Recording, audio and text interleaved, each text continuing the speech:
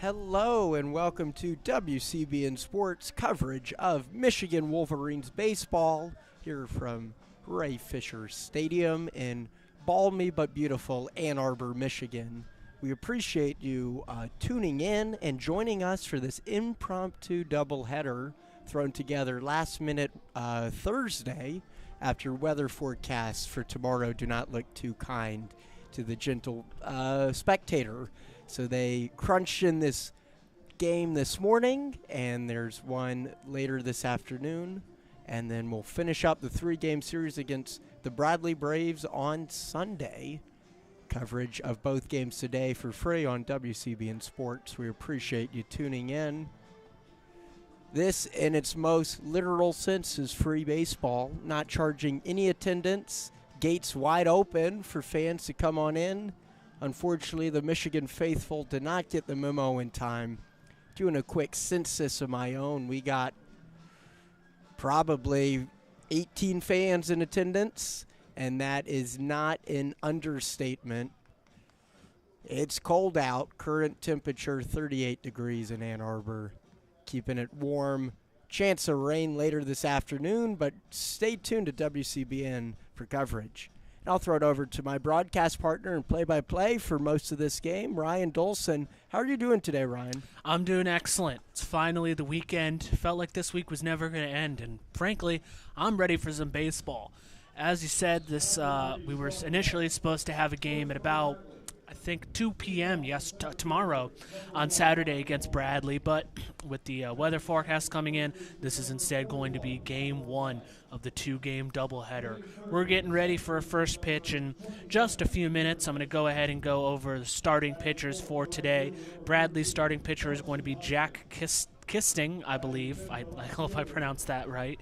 And the Michigan starting pitcher is going to be Connor O'Halloran, left-handed pitcher, who is 2 for 1 on the season with a ERA of 1.98. Of course, early on in the season, some numbers might be a little, a bit more favorable depending on the fewer games that you've played.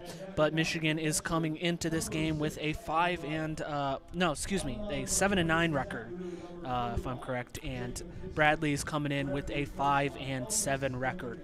It was a rough start to the season for the Wolverines, playing a tough tournament in both Arizona and Houston. Went and got swept in the Houston tournament by TCU, Texas Tech, and then Louisville. Only 7 innings in that last one, and they lost 10-0. Ouch.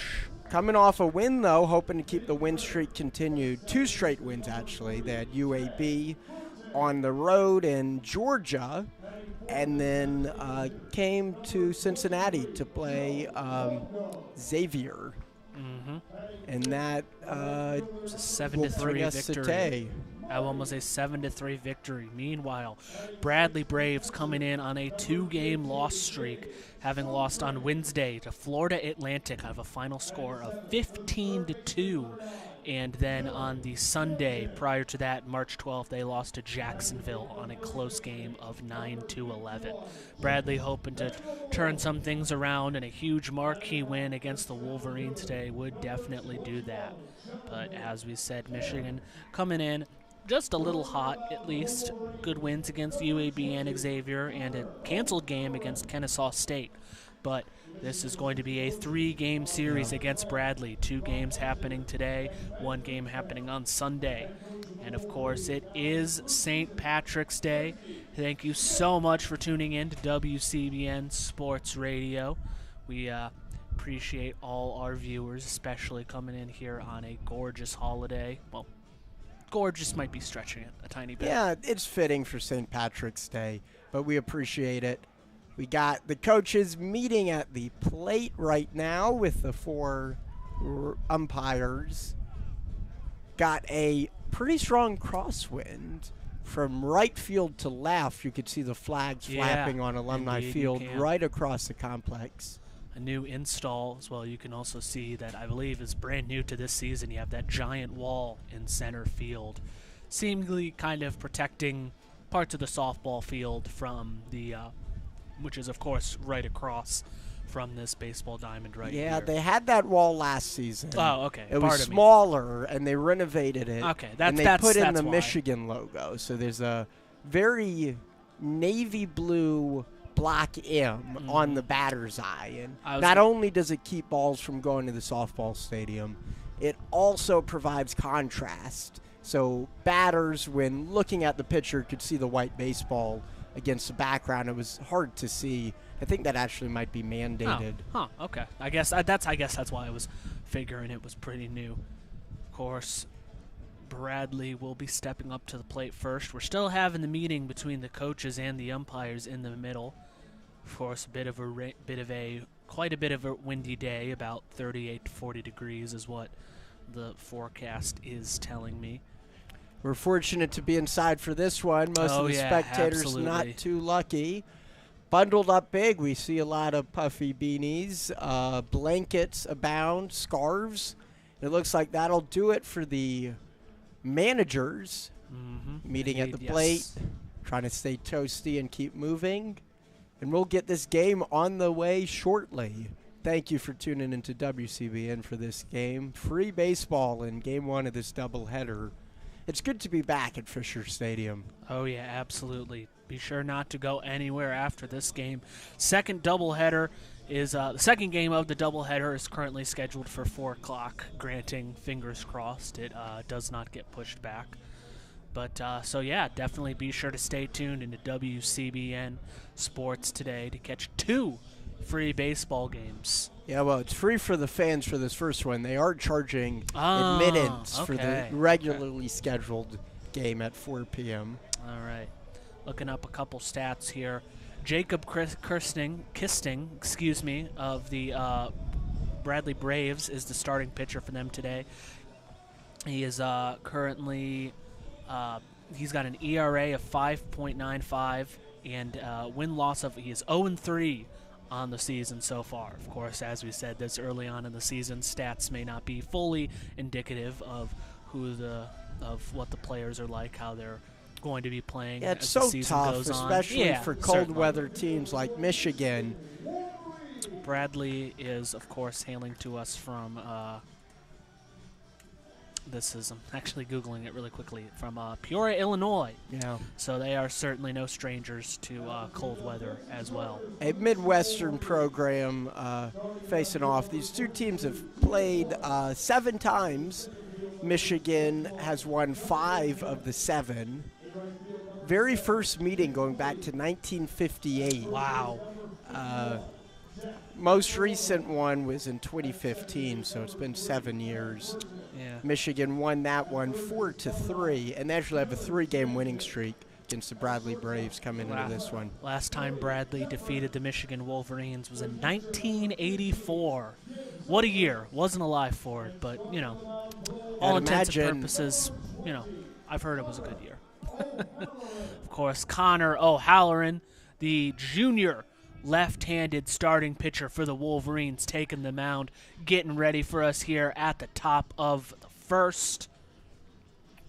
Michigan getting ready as Ryan Vogel, right-handed batter, will be the batter starting off here for the Bradley Braves. He is currently batting .438 on the season, and there's no home runs yet, though. Hopefully I did not jinx him into that first one. But as the catcher makes the throw to second base, we are just about ready for the batter to take the box. Thank you again so much for listening to WCBN as we get this game underway. Ryan Vogel stepping up to the plate, umpire getting ready to call. As these games have been quicker with the new rule changes. We'll discuss it later in this broadcast, I'm sure. First pitch, swing and misses at it. Strike one called. Seems like a perfect little number right down the middle. Caught the Bradley guy swinging. He wanted to get out to a hot start. Here's a 1 pitch. Makes contact with that one, going all the way over to center field. Should be an easy catch, and it is for the first out of the inning and of the day. As Ryan Vogel hits a fly ball out to center field, easily caught by the Wolverines. That was center field. Excuse me, looking through my notes here still. First game in a while, that was Jonathan Kim making that catch as Connor O'Brien, the first baseman for Bradley, steps up to the plate. Here's the first pitch. Swing and a miss. Seemed like that one was maybe a little bit outside, but he liked what he saw. Swung at it, did not manage to make contact. As he steps up ready, here's the windup for the 0-1. Thinks about swinging at it, decides not to. Umpire going to call that one a strike as well. 0-2 count already. Yeah, quickly Connor behind. O'Brien. Oh, yeah. 3 pitches, 3 strikes so far. It's Connor O'Brien. Gets ready for the 0-2 pitch. Thinks about swinging at it, does not. That one's going to be a ball high and a little bit to the outside, I believe. Looked good, had good placement, unable to land. Wisely not swung at, did not bite on that pitch. It's Connor O'Brien. Here's Connor O'Halloran getting ready for the 1-2. Pitch also a little low and to the outside. That is going to be called ball 2. After 3 great pitches to lead off this game, 4 great pitches, in fact. Yeah. Struggling to find the zone, a little bit cautious. Ahead early. Oh, yeah. Here's the 2-2, 1 out, no one on base. A swing and a miss. That is going to be strike 3 for the second out of the inning already. O'Halloran with his first strikeout of the day. As number 27, Pete Hansen, the second baseman for Bradley, steps up to the plate for this one. Already 2 outs in the inning. O'Halloran only throwing about 5 or 6 pitches, and he's already got 2 outs in this inning. Very efficient play. Here's the first pitch. Takes a look at it, does not swing at it. That is going to be called strike 1. Strike 1, looking at that one. Beautiful little pitch right down the middle as he gets ready. Here's the 0-1 pitch. Swings at it, makes contact, but that one is going to go out into the parking lot for a foul ball. I call those the Geico lot for all the insurance claims that will be filed by the end of the season. Oh, yeah. I made sure not to park over in that section. I've seen some cars have some bad days. Here's the 0-2. Thinks about swinging at it, decides not to. That's going to be a low ball for a 1-2 count here. 2 outs here already. Third batter. 2 batters have gone up, 2 batters have gone down. Here's a third batter in the lineup, Pete Hansen, on a 1-2 count. Connor O'Halloran likely wanted to get out of this inning this early. Swings at it, makes contact with it. That is going to be a foul ball, though. Thankfully, not in the Geico lot. Manages to stay in the field of play, but a foul ball regardless. Both teams quite toasty in this one. They got the long sleeves for the Michigan Wolverines and the Bradley Braves. Got those high socks, too. Here's the 1-2. Swing and miss. Strike 3. Third out of the inning. That is the bottom of the first. 3 batters come up. 3 batters go down. 2 strikeouts for O'Halloran already. What a great start to this game for him, huh? Yeah, already looking very efficient, too. As we get ready, as Michigan prepares 2 minutes in between the top and the bottom of the innings as Bradley steps up to play. As we said, the starting pitcher for the Bradley Braves is going to be, I had it in front of me, I lost it. It is going to be Jacob Kistning of the Bradley Braves. For the Michigan, first 3 batters in the lineup are going to be the shortstop, Cody Jeffress. Second will be the left fielder, Tito Flores. And third will be the second baseman, Ted Burton. All 3 seniors leading out the top of the lineup for Michigan here at the bottom of the first. Yeah, we had a lot of turnover from last season to this season, both in terms of coaching and many of the players, too, graduating or transferring. But some familiar names in there. Tito Flores has been a consistent part of this team from left field. Ted Burton, one of the strongest power hitters. And then Velazquez, you might remember him for both his exploits on the baseball diamond and the football field. Brings in that two-way play that you don't see very often anymore, especially football, baseball. That combo is almost unheard of anymore.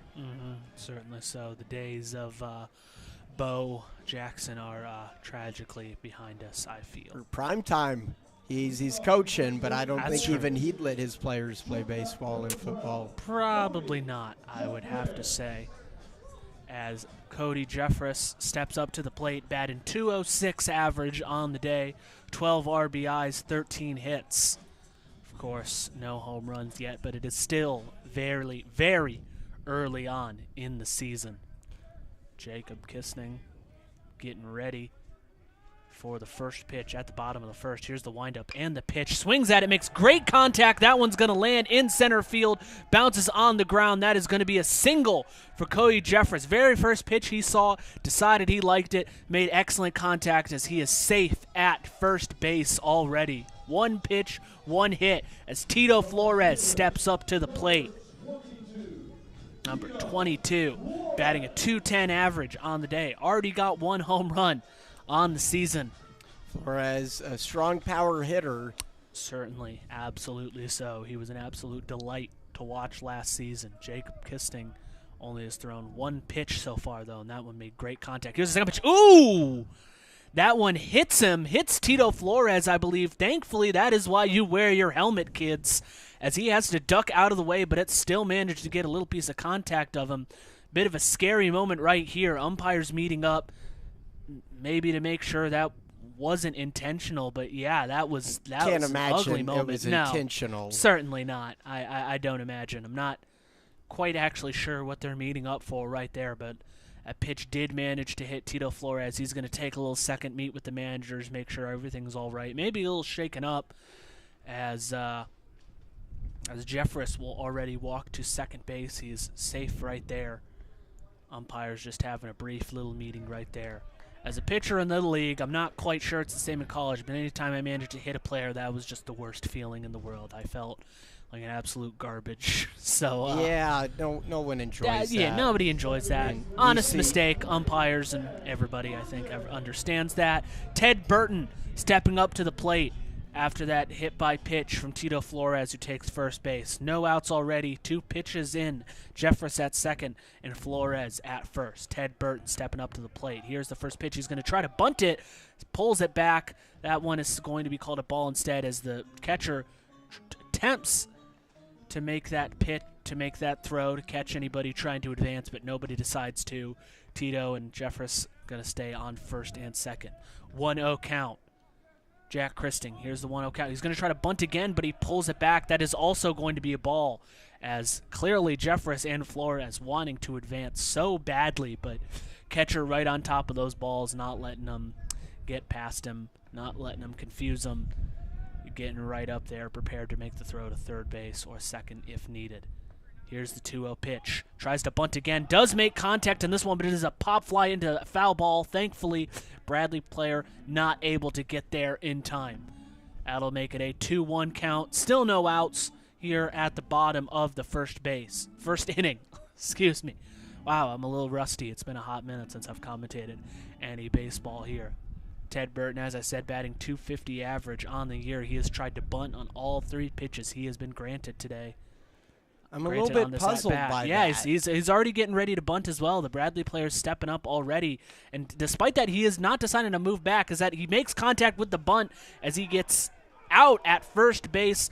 But Jeffress and Tito are going to advance to third and second base, respectively. That is going to be the first out of the inning, but that bunt does advance his 2 players only with 1 out, as Joe Longo steps up to the plate, batting a .300 average on the year. Fourth batter of the day, Joe Longo, of course, Burton the is designated hitter. Burton's one of the best power hitters on the team. Kind of odd to see him showing bunt. Yeah, especially this early in a game as we get a strike right there. Yeah. First pitch of that at-bat. Yeah, a little outside. Some fans may be expressing some disagreement with it, but it will be strike 1 regardless. Bradley, yeah, very odd. He chose to bunt on all 4 of the pitches he had been granted, as he tries to make swing and makes contact on that one, but it is going to go right behind him for a foul ball. Already an 0-2 count here for Joe Longo. Only 1 out here at the bottom of the first. Runners on third and second, but a very precarious 0-2 count can really change the dynamic of what's going to happen right here. Here's the 0-2 pitch. Swing, and he makes contact with it. That's going to go between first base and second base, as that is going to send a man home. A great single right there for Joe Longo, as that one sends Jeffress home for the first run of the day. Wolverines already up 1-0. Tito Flores thinks about making the run to home, but saw that player had the ball already. Was not going to be a wise choice. Stays on third. We got runners on the corners. One out here, bottom of the first. Wolverines up 1-0 as Jake Marti steps up to the plate. Jake, the right fielder, batting fifth here. He's got a 3.68 average on the year, 6 RBIs on the season. Likely going to be trying to make it 7 here with this at bat. Jacob Kisting. I want to add an R there every single time I say it, but there is none. So here's the first pitch. Swings at it, does not make contact. That is going to be strike one. Swing and a miss there for Jake Marti. Another familiar face back on this team. Of course, he is a senior as he gets ready for the 0-1 pitch. Here's the windup and the throw. Decides not to swing at that one. Is way too high. Easily called for a ball. And you can tell those Michigan players are just itching for the chance. Tito Flores itching for the chance to steal home, and Longo itching for the chance to steal to second base. That one, the catcher manages to just get right on top of it, however, stop it. Here's a 1-1 count. Still only one out in this inning. Here's the throw. Decides not to swing at it, just a little bit too outside. That is going to be called a ball, too. You could tell he thought about swinging at that one, decided against it. This pitcher gets ready.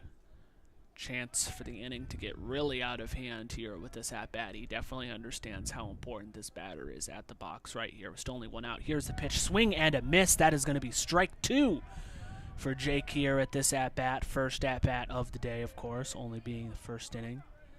He's swinging for the fences early. Definitely so. Trying to already put this game out of reach. It's only 1-0 with one out here. But you got a man on third right here. I think you need to be focusing on making contact and sending him home, especially with one out. Here's the pitch. Swing and a miss. That is going to be strike 3. Jacob Kisting of Bradley gets his first strikeout of the day, as that is going to be the second out. Jake Marti striking out right there as Gabe Sotres steps up to the plate. The catcher for the Wolverines, batting .250 here. He is the junior for the Wolverines. Runner still on the corners, but now with 2 outs as the catcher decides to take a second, communicate with his players right there, doing some hand signals that I tragically cannot read. But regardless, as we get ready here, runners on the corners, Wolverines up 1-0, bottom of the first. As Kisting gets ready for the first pitch, windup and the throw nearly hits Gabe, who has to dodge out of the way just a tiny bit right there for ball 1. Crowding the plate very close. Definitely. But absolutely. Even that pitch was well a little inside. Too outside, yeah. As here's the 1-0. That one's right down the middle. Catches him looking. Strike 1. 1-1 count here. Probably wishing he could have that one back. Yeah, don't get more perfect than that one, I'd have to say. Gabe Sotres batting .250 average here on the season. Here's the 1-1 pitch. Swings at it, makes contact, bouncing little ball that is going to be called a foul ball, just barely, as it bounces to the left of the diamond to the third base side. Tito definitely understood that one was probably not going to be a fair ball, had a light little jog on the way to home before the umpire decided to call it a foul. 1-2 count here for Gabe. 2 outs at the bottom of the first. Runners on the corners. I imagine Michigan would want to get at least one more little run here to make them feel especially safe and confident coming in here. You got to take the opportunities as they're granted to you. Here's the 1-2. Swings at it, makes contact, but is going to go behind him for another foul ball. Yeah, it would be a shame Michigan started this game hot. with 2 runners on after 2 pitches, and if you finish with only 1 run, it's certainly nice to have, but probably a little bit of a disappointment. Yeah, definitely could have gotten at least a little bit more, but regardless, inning is not over yet. Here's the 1-2. Way outside, catcher Tito Flores. Catcher drops it as Tito Flores thinks about making the run home, but decides against it as Longo steals first base and goes to second. steal second base. Yeah, would have been close. At least advancing, you avoid the force. Definitely so. That is going to be a wild pitch, advancing him. We got a 2-2 count here now. 2-2-2, 2 outs. Here's the 2-2. Swings at it, makes contact. That is going to go into right field. Should be an easy grab for Bradley, and he grabs it, as that will be the end of the first inning. Gabe Sotras makes nice contact, but not going to go far enough, as an easy catch there ends the first inning. Wolverines on top, 1-0. As Connor O'Halloran will get ready after an excellent first inning for the Wolverines, striking out 2 batters and getting a perfect, easy 1-2-3 out inning for the Wolverines. But definitely, as you said, you got 2 men on base, 2 hits after 2 pitches into this game. Hard to be disappointed being able to take the lead this early into the game, but part of you definitely wishes they could have gotten a little bit more after such a fiery start, I have to say, from the bats. Those missed opportunities could end up biting the team later in the game, depending on how it goes. The key to this game, and I think this whole series, is just from the starting pitchers trying to be as efficient as possible and getting as much as they can out of them. When you have 18 innings in the span of 5.5 hours, 6 hours, you can't afford to be going deep into the bullpen. Absolutely so. You hope that Connor O'Halloran will be able to continue that momentum as we continue through this game here. He had an explosive first inning. Don't even know how many pitches he threw. I don't imagine it was a whole lot today. He threw, I believe, 12 pitches through 3 batters, striking out 2 of them. Great numbers, great stats there. As the top of the second gets underway, Michigan finishing up the warm-ups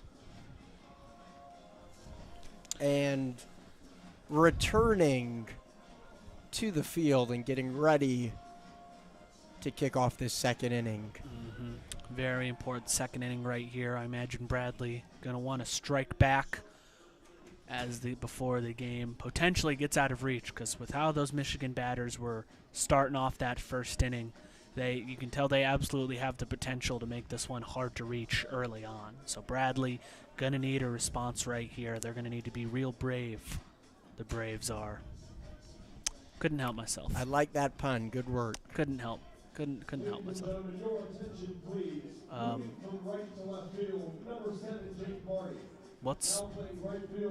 Not quite sure what's going on. Okay, I could follow. So Michigan had a defensive substitution. They took out Tito Flores. Makes sense after that. Hit by pitch. So we had Marty actually shift outfield position from right to left. Okay. So a little bit of confusion. Pace came on in to relieve in right. The right fielder, as he makes contact on that very first pitch. That was Carson Hussman who made contact for Bradley on that first pitch, but it is going to be an easy fly ball out for the Wolverines. That'll be the first pitch, will result in the first out of the top of the second inning right here. That was the right fielder Carson Hussman who made good contact on that pitch but could not get it to go far enough, as Jackson Chatterton, ooh, I like that last name, Chatterton, number 4, gets ready as the 0-0 pitch nearly hits him. He has to duck out of the way. Not the most ideal pitch for Connor O'Halloran right there, as that will be called a ball. 1-0 count, 1 out here in this inning. Jackson Chatterton, the batter for Bradley. Here's the 1-0, windup and the pitch. Little too high, decides wisely not to swing at that one. That is going to make it a 2-0 count here. Chatterton, the left fielder. As I believe I'm getting an update right here, the 4 p.m., the doubleheader, the second game today against Bradley. 4 p.m. game has been moved to Sunday, is what I'm being told here from our notes. Here's the 2-0 pitch. Swings at it, makes contact, but that is going to be a foul ball. Ends up going behind him. I'll have to double check with a couple sources, but I am getting that text from... That is from our very own Jake Singer. His source is as golden as I'd expect. And here's the 1-2 pitch. 2-1 pitch, excuse me. Stays a little inside That is going to be called for the third ball of this at-bat for Jackson, as it is a 3-1 count for O'Halloran. Got to be very careful. Don't want to put men on base under any real circumstances with one out. Here's the 3-1. Perfect pitch right down the middle. Doesn't even think of swinging at that one. Called for a strike 2. We got a 3-2-1 count here. My favorite kind of count in baseball. 3 balls, 2 strikes, 1 out for this Bradley hitters. Here's the 3-2 pitch. Has to dodge out of the way. That one is a very easy ball. A little too inside. Jackson has to dodge out of the way as he throws the bat away and heads over to first base for his walk. First base runner of this game. For Bradley. For Bradley. Ending the perfecto. Tragic. Okay, yes, this is posted from the Michigan baseball account, so it is official. Michigan's second game has been moved to Sunday, so it's going to be a doubleheader. Time to be determined. We'll bring you this one, I imagine, with the weather forecast forcing that one. Connor Manthe, the designated hitter, stepping up to plate for Bradley, as the first pitch is a perfect little curve right down the middle.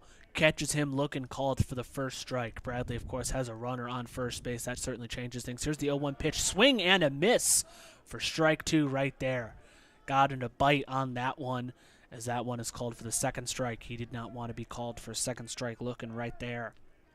It's Connor Manthe. As we said, the senior is the designated hitter. According to my notes right here, number 28. Got an 0-2 count already here at the top of the second. And here's the pitch. Beautiful little curve right down the middle. Catches him looking. Strike 3 for O'Halloran's third strikeout of the day already. Second out of the inning. Chatterton of Bradley still on first base after that walk. As TJ Manteful, the shortstop, batting 7th for Bradley, steps up to the plate. 2 outs here.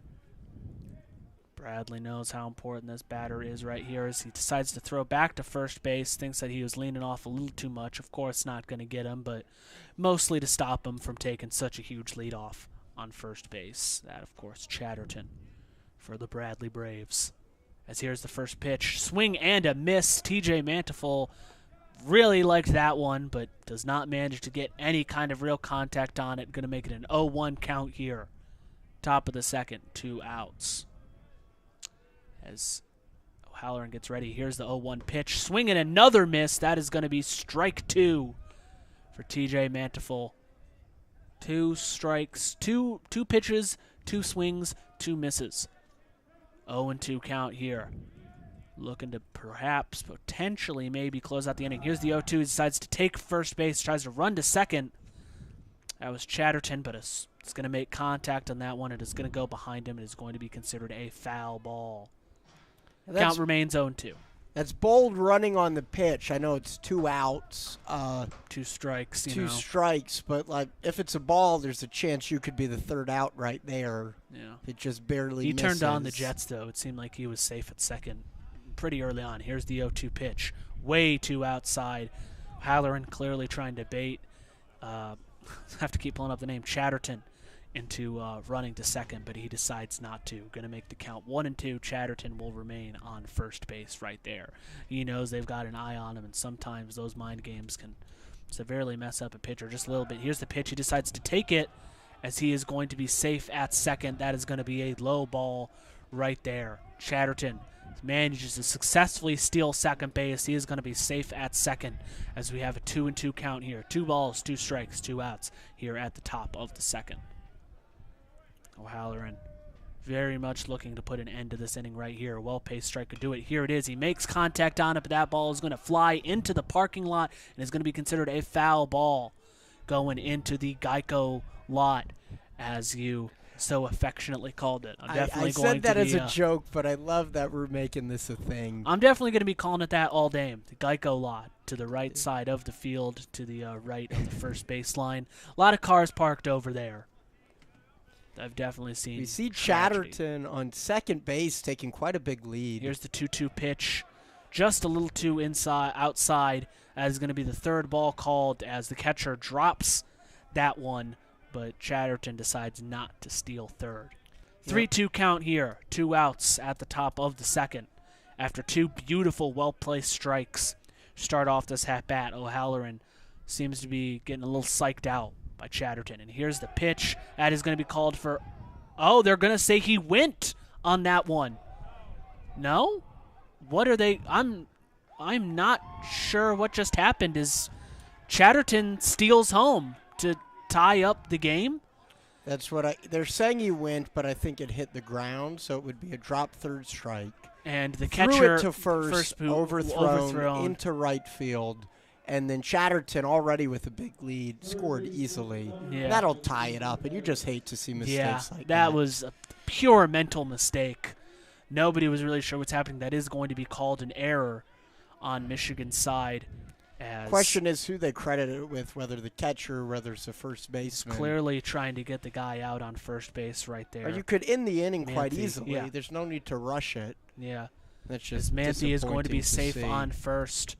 Tied all up at 1 apiece as Easton Harris steps up to the plate for Bradley. First pitch thrown. That is going to be a foul ball into the Geico lot once more. First strike called, 2 outs. But, yeah, as you said, clearly was struggling, losing, I think, the mind games being put in by Chatterton at that at-bat. He had 2 beautiful strikes thrown in and then just could not get the job done. Here's the 0-1 pitch. Makes contact, and that one is again going to go into the Geico lot. 0-2 count here already, top of the second. O'Halloran knows he's just got to get out of that inning, put that mental mistake right behind him as there are 2 outs here. And with Manteful on first base, you don't want to let those base runners get into your head again. Oh, certainly not. And we actually see that the error is going to be ruled on the catcher, too, on that. All right, and here's the pitch. Makes contact with it again, a foul ball. This one staying away from the car lot is going to go right behind him as something of a foul tip.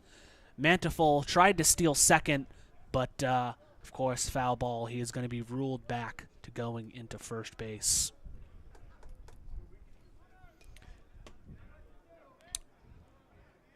Oh, 2 outs here. Top of the second. Bradley managed to get the tying run in here, and he makes a nice little bit of contact, but it is not going to go very far. Catcher with a chance to redeem himself after that error. He does, making the out at first base, making a little bouncer, barely going anywhere. Catcher runs up and grabs it and makes that out. We are all tied up here heading into the bottom of the second inning. Michigan won, Bradley won. Despite having no hits, Bradley today, after that error, still not quite sure how that kind of thing happens. We are all tied up at 1 here in Ann Arbor. Really just not a fan of how that at-bat with Manteful turned out. You can clearly tell O'Halloran was in his own mind a little bit, worrying about that runner on first base, and he let him advance all the way to home. But not only that, the pitching outing was so good. No hits given up by Michigan yet. Advanced on a walk that went to a full count. Yeah. And then the other base runner only advanced on the drop third strike. You did your job. You struck him out. You caught him swinging. And you just can't finish it. And he'll be charged with that earned run, I believe. Yeah. Actually, that's a good point. I wonder if since it was an error, I don't know if he'll get credit for the earned run. Not usually quite sure. You take a look. Stats. And, yeah, we could go. It's that time of the year for sports fans. March Madness is currently live and happening. In between some innings, might give you some updates, as right now Michigan State, number 7, currently beating number 10 USC 45-40 with about 16 minutes remaining in the second. But at halftime, number 3 Xavier losing to number 14 Kennesaw State 43-36. Come on, Xavier, wake up. I got you going at least somewhat far. As Dylan Stanton steps up to the plate for the Wolverines. He is the third baseman, only batting .200. Here's the first pitch of the inning. As going to be a strike right down the middle. Catches him looking for an 0-1 count.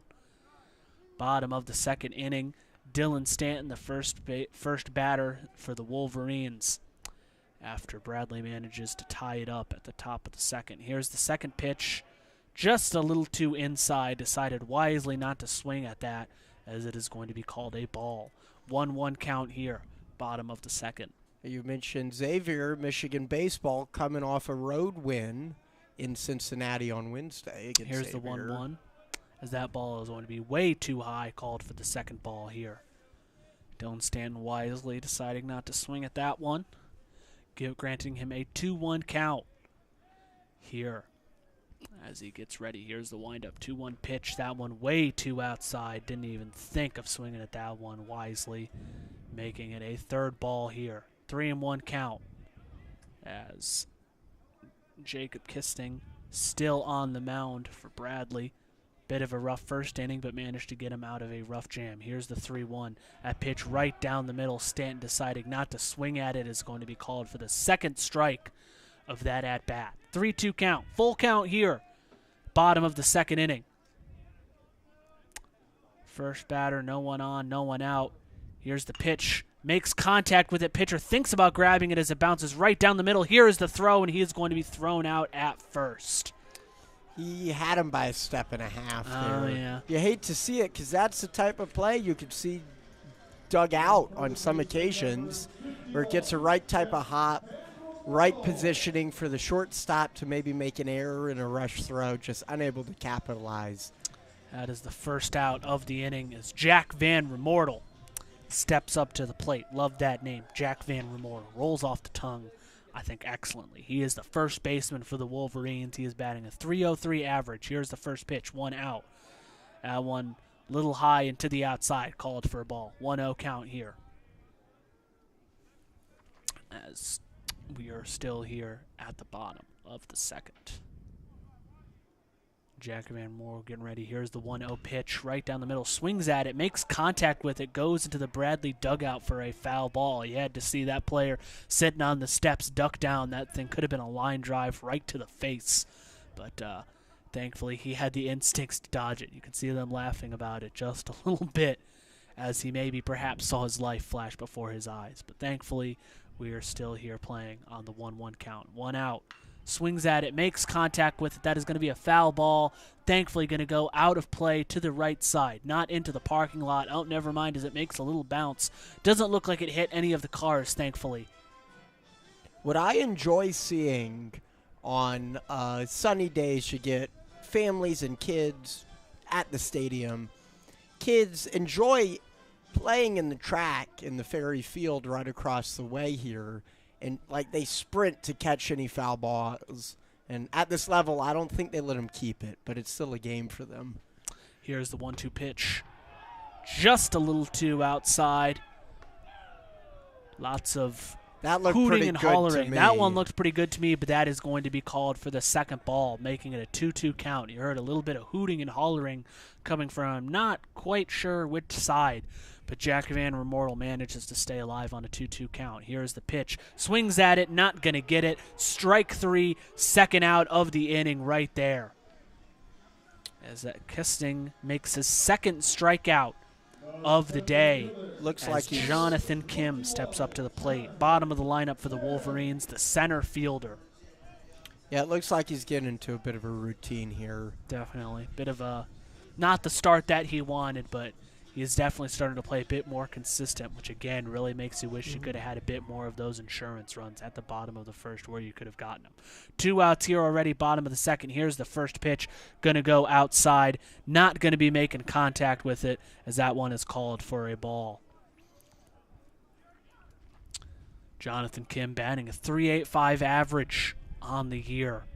Only 1 home run, though, but with so few games in the season. That's not a bad number, as that one nearly hits him. Called for the second ball, bouncing right behind the catcher. They're decide to use a fresh new baseball instead of going to grab that one. 2-0 count, no one on, 2 outs at the bottom of the second, all tied up at 1 run each here in Ann Arbor. As the Wolverines take up Bradley, here's the 2-0 pitch. Swings at it, makes contact, but that ball is going to go high flying to the outside. Foul ball, way out of play. 2-1 count here now for Jonathan Kim. Jonathan Kim, a freshman, actually, the only freshman in the batters lineup here today for the Wolverines. Here's the 2-1 pitch. Swings at it, makes contact, but that is going to be a ground ball to foul in foul territory, making it a 2-2 count. Strike 2 for Jonathan Kim on that ground ball foul.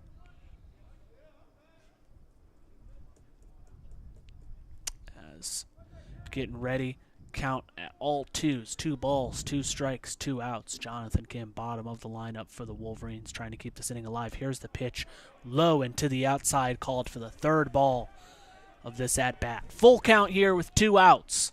Jonathan Kim hopefully looking to get on base so that Ryan Vogel, top of the lineup, Cody Jeffress, I'm looking at the wrong players. As he swings at it, makes great contact. That is going to hit the ground in between first and second base. That is going to be a single. Jonathan Kim safe at first. As Cody Jeffress going to step up to the plate here for the Wolverines. We get keeping this at-bat alive, this inning. Yeah, 2-out rally here. Jeffress steps on in.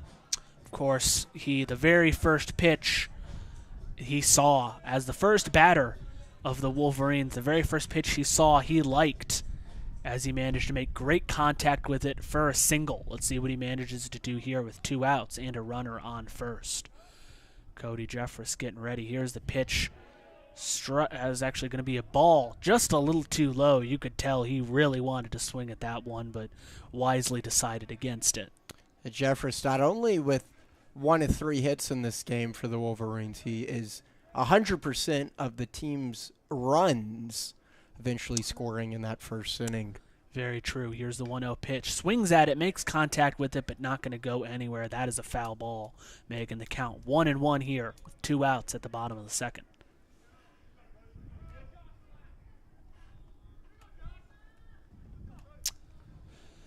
Wolverines getting ready. You can see Kim taking a bit of a lead off, hoping to make it to second as Cody Jeffress gets ready. Here's the 1-1 pitch. Thinks about swinging at it, decides not to, pulls it back as that one is a ball. Little too much to the outside and to the left. 2-1 count. Cody Jeffress is batting .219 on the year. As we said, 1 of 3 hits for the Wolverines. First pitch he saw at his first at-bat, he clearly liked at the top of the lineup. As he gets ready. Here's the 2-1. Kim decides to steal second base, but that is going to be a foul ball coming towards us, actually, at the press box. As that call is called for the 2nd strike of the at-bat. We're at a 2-2 count. 2 outs. Same as Kim at his last at-bat. We're at a 2-2-2 count. Cody Jeffress looking to keep this inning alive. Breathe some life into Michigan a little bit more as this tie game, after that error, maybe sucked a little life out of the building. Here's the 2-2 count, way too high. Not even close to swinging at that one. Perhaps trying to bite Kim into stealing second base, who wisely decides to stay at first. We got a full count here. Bottom of the second. 2 outs, a runner on first. Cody Jeffress at the plate. And now you know Kim will be running full count, 2 outs. You gotta. Here's the pitch, full count, way too outside. That is going to be a ball for Kim, safely going to second as Jeffress goes to first base. Not quite sure. That might be his first. No, definitely not. Excuse me. I was going to say might be his first walk of the day, but not true. Pace steps in for the first time today. Pinch hitting, I guess not pinch hitting, more of a substitution for Flores, who got drilled in the head his first at-bat. Hoping that he's okay, but deciding to take a little bit of extra precautions as Greg Pace steps up to the plate. Runners on first and second base. First pitch going to be called a strike, catching him looking. Greg Pace looking here, throwing my stats. He is a freshman outfielder. Of course, stepping in for Tito Flores, batting .154 on the year, but not too many at-bats on the season. 0-1 count. Right down the middle, Greg deciding to just catches out him looking on that one again. Already an 0-2 count with 2 outs here at the bottom of the second. Wolverines got runners on first and second. Jeffress on first, Kim on second base. 0-2 count, Greg Pace. Not looking to strand these runners here as he gets ready for the pitch. Thinks about swinging at it, decides against it wisely as that one is called for a ball. 1-2 count for Greg Pace Jr. Meanwhile, Jacob Kisting trying to get Bradley out of this inning here. Here's the windup and the throw. 1-2 count. That is going to be strike 3. Greg Pace clearly disagreeing, but regardless, that will be strike 3, stranding 2 Wolverines on base at first and second. Wolverines already having a bit of trouble, leaving some opportune chances and runs on base as we are still tied up at 1 apiece heading into the top of the third. And it's definitely a disappointing end to that inning. We've seen several runners left on base. An error from the Wolverines, keeping this game tied. Definitely got to, get back into the game. These kind of mistakes happen still very early. Got to stop those mental mistakes and just get right back into this one. That brings us into the third inning. As I'm trying to see if I can find Tito Flores. Definitely not coming out to the field right now, but I'm trying to see if I can find him in the dugout. Not really seeing him, of course. Hit in the head at his first at-bat. The first pitch at his first at-bat, hitting him in the head. Clearly got him a little rattled. Hopefully nothing too serious, but we will have to see how it plays out. Yes, absolutely. As a reminder for those just tuning in, this was originally scheduled to be Game 1 of a doubleheader, a 1 p.m. and a 3 p.m., a 1 p.m. and a 4 p.m., but the second half of that doubleheader has been canceled, so this will be it today. 2 games scheduled to be played on Sunday now. I wonder if it's due to the weather or just the temperature. I know it is awfully cold, but looking at Sunday's temperature, it's not looking warmer. In fact, quite the opposite. So we'll have to wait and see as Adam Bryan, bottom of the lineup for Bradley, steps up to the plate. First strike catches him looking. First pitch catches him looking. Called first strike, actually, making it an 0-1 count. O'Halloran still up to the plate, pitching for the Wolverines. Here's the 0-1 pitch. Way too high into the outside. That one easily going to be called a ball. Adam Bryan for the Bradley Braves, not going to fall for that one. He is the catcher and is the bottom of the lineup. Here's the 1-1 pitch. Tries to get a nice little curve right there. I can't quite tell. Is it raining or snowing? It looks like it. Yeah, it is definitely. I can't tell if that's rain or maybe just a little bit of light snow, but not the day for baseball. 2-1 count. Here's the pitch. He makes contact at it, but it is going to go straight to the second baseman who makes the throw, and the first baseman makes the catch for the first out of the inning. We're getting a bit of precipitation into the box.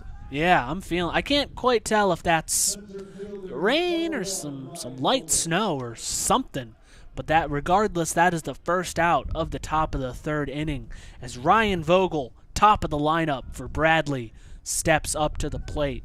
He is the center fielder, and he is 0 for 1 on the day. Here's the first pitch. Thinks about taking the bunt, but that pitch is way to the outside. He pulls it back, called for a ball. Ryan Vogel, as we said, he has had one at-bat. I believe that was just a fly ball out. As he gets ready for the 1-0 pitch, that is a perfect curve strike right down the middle. You can definitely see some fans trying to find some cover from this rain, snow, whatever we're calling it here. Here's the 1-1 pitch. Curves it, but is caught beautifully by the shortstop, who is right there for it. Second out of the inning. Quick work made by the Wolverines, better than last inning, giving up a base runner and eventually a run. And it's getting very misty out with this precipitation. It's right on the cusp. I think it might be like freezing rain. Yeah. Fortunate to be inside. Not even close to enough to cancel or delay or pause the gameplay. For sure. Just a drizzle as we get strike one right there. Connor O'Brien struck out. He is second in the lineup. First baseman for Bradley struck out his first at-bat. Already he's got an 0-1 count with 2 outs here in the top of the third. Thinks about taking that one, but that one's just a little bit too outside. 1-1 count here now for Connor O'Brien. Connor O'Halloran looking to get out of this inning fast. He knows how quickly innings can get away from you if you can't put them away. Here's the 1-1 pitch. Swing and a miss. Connor O'Brien swinging for the fences on that one, but not going to make any kind of contact whatsoever. He's got a 1-2 count here, top of the third. 2 outs. No one on base. As he gets ready, here's the 1-2 pitch. Strike 3 called by the umpire. Catches him looking. That'll end the top of the 3rd inning right there as we head to Wolverines get another chance to go at bat. Still tied up at 1-1 as 3 batters come up and 3 batters go down. And as snow or freezing rain is starting to slow down a little bit. You certainly hope so. It's not coming down much, but enough to make this already unpleasant day even more uncomfortable. Definitely so. Doing a couple little March Madness updates. Michigan State currently up 56-49 over USC with 9.5 minutes remaining in the second half. Yeah, some of this, I think it's just a little bit of snow, maybe a light flurry. It blew into the press box right there. I could feel that one. As Xavier and Kennesaw State still upsetting Xavier 43-36 as still halftime, as Baylor beating UC Santa Barbara by 7 halfway through the first half. Don't really know why it shows UC Santa Barbara for that one, but the Gauchos, as it were, you gotta love the Gauchos. Gotta love the Gauchos. I just didn't have a whole lot of faith in Baylor, but keeping my eyes on that Kennesaw State game. Michigan playing Kennesaw State in baseball last weekend down in Georgia. Assuming all the current scores hold, I'd start out the day 0-for-3. So don't want that. Yeah, now that you mention it, they played both Kennesaw State and Xavier in the past week, and they're facing off in the men's basketball March Madness. Interesting. And that'll bring us to the bottom of the 3rd. Michigan steps up to the plate. Ted Burton stepping up to the plate. He was walked earlier in his first at-bat in the 1st inning, the bottom of the 3rd.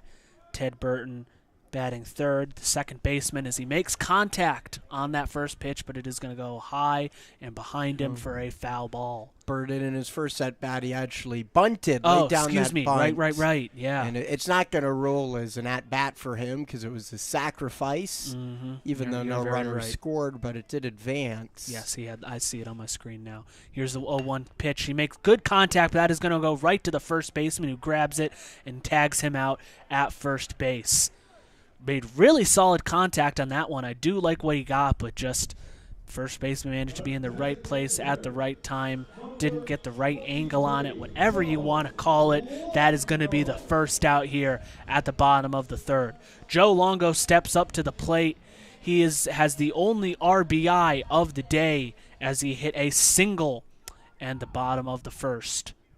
Joe Longo getting ready to step up to the plate. Here's the first pitch, just a little bit low and to the outside. That is going to be called a ball here.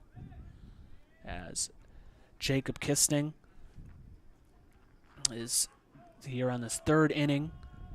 He has had 3 strikeouts already on the day. Second pitch high and to the outside, also going to be called a ball. 2-0 count here for Joe Longo. I imagine Jacob Kisting knows just how much of a threat this man can be if you give him the right looks. He's got a 2-0 count right here with 1 out already. Here's the 2-0 pitch. Swings at it, makes contact, going to go right to the 3rd baseman, though. He's going to have to make a throw right across the field and does it perfectly for the 2nd out of the inning right there. Joe Longo made some great contact, but it went right to the 3rd baseman there. 2nd out of the inning. Jake Marti stepping up to the plate for the Wolverines. He was struck out in his first at-bat at the bottom of the 1st inning as Jacob Kisting started off the game a little rough with his first couple batters, but he is definitely settling into his groove right now. Here's the first to pitch. Swings at it, not going to get anything on it. Strike 1 called on Jake. Marty made the defensive shift, started the game in right, and then went to left after we had that early Tito Flores. Oh, and he is hit by pitch on that one. Going to advance to first base. That one hit him right in the back. No real room for him to react or even dodge out of the way as he gets to take first base. Gabe Soteris steps up to the plate with 2 outs here. Runner on first. He had a fly ball out, I believe, at the bottom of the 1st inning. He is 0 for 1 on the day, but he is batting .245 average on the season. as he gets ready. Here's the wind-up first pitch. Swings at it, makes contact, but that is going to go right to the shortstop who makes the throw and gets him out at second base. That is going to be the third out of the inning, heading to the top of the fourth. We are still tied up 1-1 after a bit of an uneventful third inning right there, I have to say. Yeah, it was quick on both sides of the frame. And that'll take us already 1/3 through. And both teams trying to hurry this one up, I think, with the weather. Neither team complaining. We had some missed opportunities from the Wolverines, both in terms of offense and defense. We talked about the runners left on base. 5 for the Wolverines, compared to that to only 1 for Bradley. And look at the errors. Michigan gave up 1 error compared to none for Bradley. And that 1 error was quickly capitalized as the base runner advanced and scored, giving the Bradley Braves their only run of this game on that drop third strike. So it was a drop play, and Michigan was out of the inning if they could have just thrown it down to first. Unable to do so, ended up giving up the run. You could tell there was maybe a tiny bit of miscommunication on that play as it happened, but regardless, catcher really should be making that easy throw to first base. I think that really changes the whole dynamic of the game so far. But regardless, we are at the top of the 4th inning. Pete Hansen is going to be the first batter for Bradley, as, of course, naturally, Connor O'Halloran staying in, having a very solid day for the Wolverines. No reason to take him out just yet. Top of the 4th. Bradley Braves and Michigan Wolverines tied up at 1. But yes, as you said, I do agree. It definitely does seem like they're trying to speed this game up just a little bit in such not great circumstances, especially with no doubleheader coming afterwards. Mitch Voigt steps in for third base, another defensive substitution. Now's the time to do that early in the season, out of conference, this Friday game in this nasty weather. Get players some different reps. See what they're made of. See what they can do. As we begin the 4th inning, still on the mound, takes a step back, wind-up pitch. Down the middle, but a little bit inside. They're going to say he did not swing. He has to make the catch with the first base umpire. Makes check. Next pitch is in, and that was a changeup, and they're going to say that was a little bit outside. So 2-0, barely missing the zone on different sides. Step back, leg lift, throw. This one right down the middle and fouled behind home plate. Going to be 2-1 for Hansen. Hansen 0 for 1 on the day with a strikeout in the first inning. So we got 2-1 pitch, and this one is inside and unable to corral it in for the catcher. Going to bring up 3 balls. We got players on both teams getting vocal, cheering on their teammates. Wind up on the 3-1 pitch, and that's going to be barely inside. Only missed by a couple inches each time, but it's enough to advance him to first base. We got a base runner for Carson Hussman.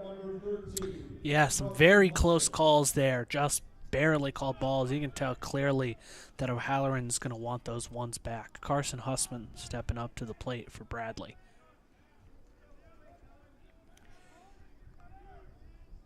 In the zone, looking down at first base, and a bunt showed, and they're going to say he went.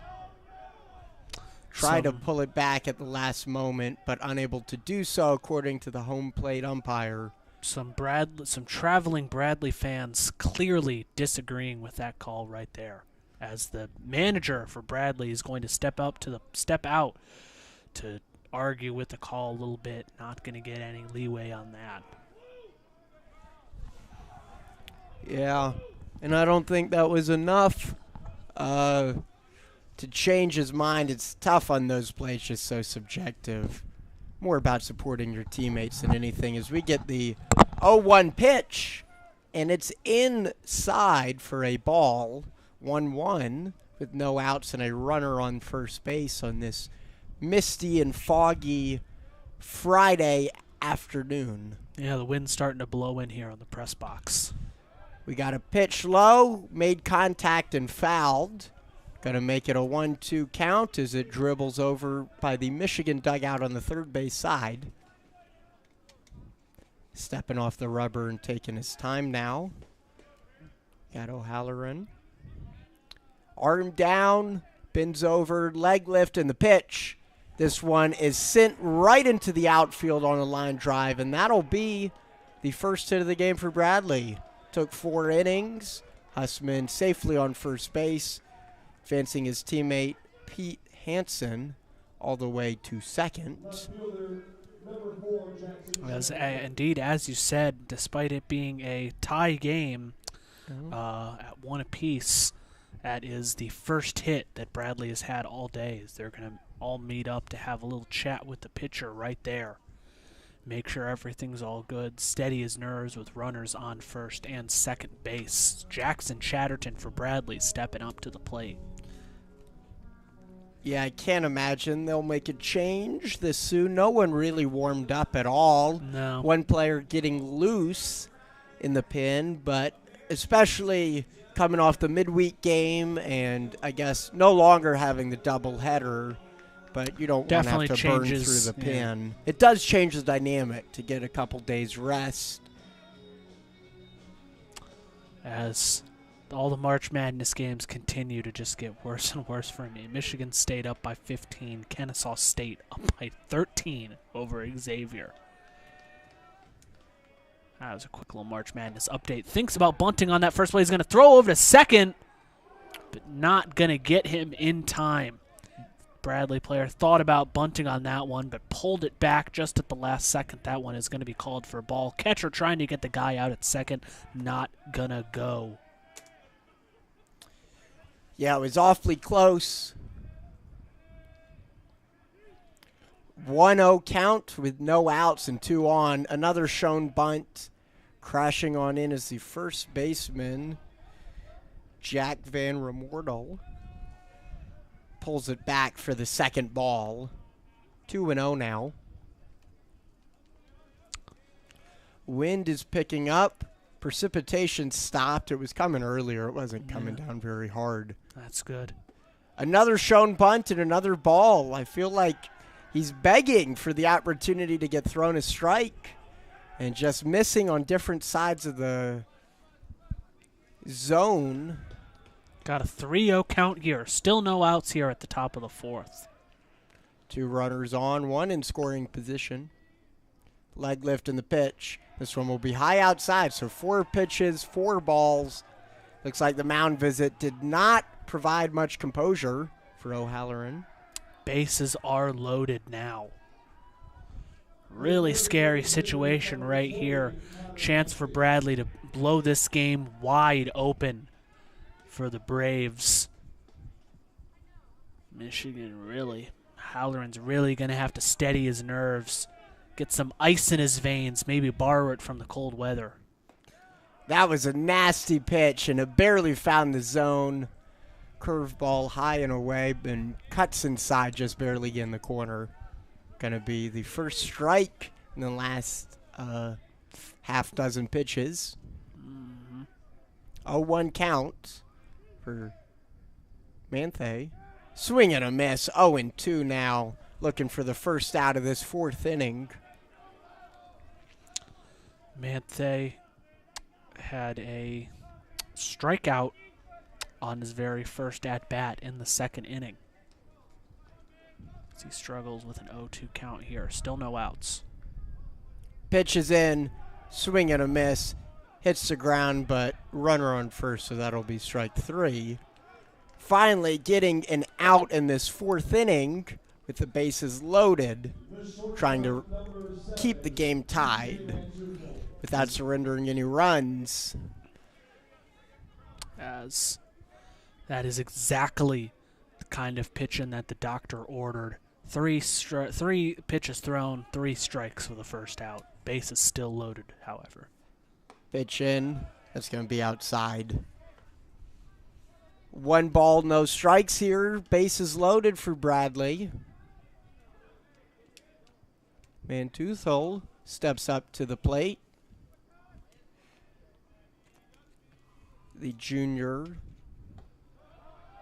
It's going to be another ball high and away. 2-0 count. TJ getting some very loud praise from his teammates and fans here in Ann Arbor. Here's a pitch, and this one is going to be low and inside, but they're going to call it a strike, finding the zone. 2-1 count. Thought about attacking that one, but pulled it back. And Toothful, on his first at-bat, struck out, but eventually got the RBI on that drop third strike, as we get a pitch right down the middle, change up 87 miles per hour, probably wanting that one back, and it's going to even up the count 2-2 with 1 out and bases loaded. Halloran, really huge opportunity right here. Here's the 2-2 pitch. Just low, called for the third ball. Full count. This is really kind of moments that make legends out of players. Really scary stuff right here. Let's see if he can get him out of the inning, out of this at bat. Full count. Here's the pitch. Popped up over the infield into foul territory and just barely out of play into the Bradley dugout.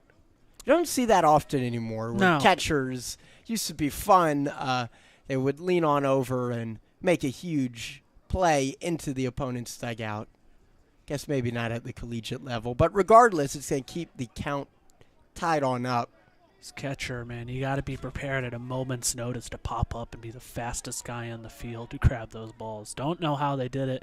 I played catcher a few times and a little bit in Little League, and man, my legs were just killing me.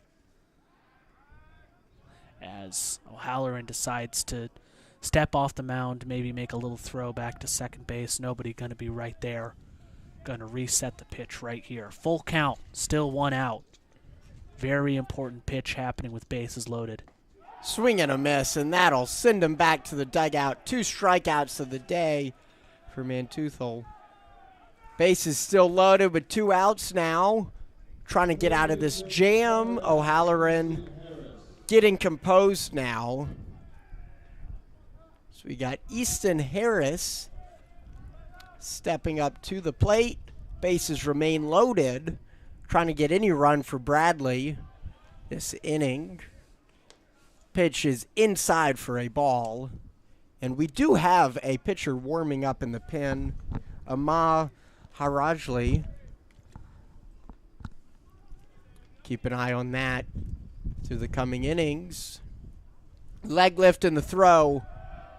And that's going to be a called strike. Low, but in the zone. 1-1 count with 2 outs here in the top of the 4th inning. Remains tied at 1 apiece. Cool air blowing into here from the press box. Into the press box. As that is going to be called a ball. Having to check with the first base umpire to see if he swung at that one, but that one was just a little bit low and to the outside. Almost got away from the catcher, but thankfully does not. Making it a 2-1 count. Bases loaded with 2 outs. Top of the 4th, still tied at 1 apiece. We get an equipment manager for the Wolverines, bringing some more baseballs out to the umpire. Giving a little bit of breathing room for the pitcher, O'Halloran. Leg lift in the throw. And that's going to find the zone. Another nasty curve. He loves throwing that. Just barely grazing the outside corner. There's some movement. It's going to even it up. 2 balls, 2 strikes, 2 outs. Bases loaded. Love when they all line up like that. Just oddly satisfying. Leg lift in the throw. Swing and a miss. 3 straight strikeouts for the pitcher. ice in his veins. What did I say? With no outs, bases loaded, I was saying he's got to have ice in his veins to get him out of this scary situation, and that is exactly what he just did. 3 straight strikeouts. Wow. That takes us to the bottom. Michigan has a chance to add some runs of their own and regain their lead. They did not have a lead for very long, taking a 1-0 lead at the bottom of the first, only for Bradley to strike back with that error at the top of the second. Couple March Madness updates.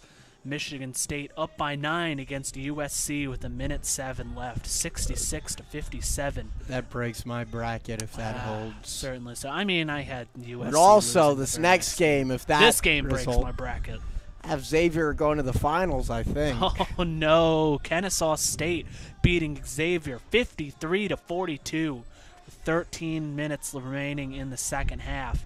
As UC Santa Barbara and Baylor in a close neck-and-neck game. As UC Santa Barbara up 31-29 with about 3 minutes remaining in the first half. Meanwhile, VCU and St. Mary's struggling to get anything going. Feels like a baseball game with 15 minutes. Still very early on, though, but 5 minutes into the game, VCU was up 3-2 over St. Mary's. And with that, stepping up to the plate for the first time today, Mitch Voigt, the third baseman, got subbed in. 1 home run on the season with 7 RBIs and 14 hits. The second defensive substitution Michigan's seen. Inside the batter's box and well back. First pitch is in. Rocketed in, but high. Called for a ball. 1-0 count. Leg lift and the throw. It's going to be another ball. Not quite able to find the zone. I think that was a bit inside. That'll Voigt, bring up a quick 2-0 count. Looking at my notes, Voigt is a freshman on this team, so really getting the opportunity. As that is going to be a foul ball. Hitting to the outside. Gets a little bit of contact in it, but not enough to really get anything going on it. 2-1 count. Here's the pitch, and this one is fouled, almost exact same spot.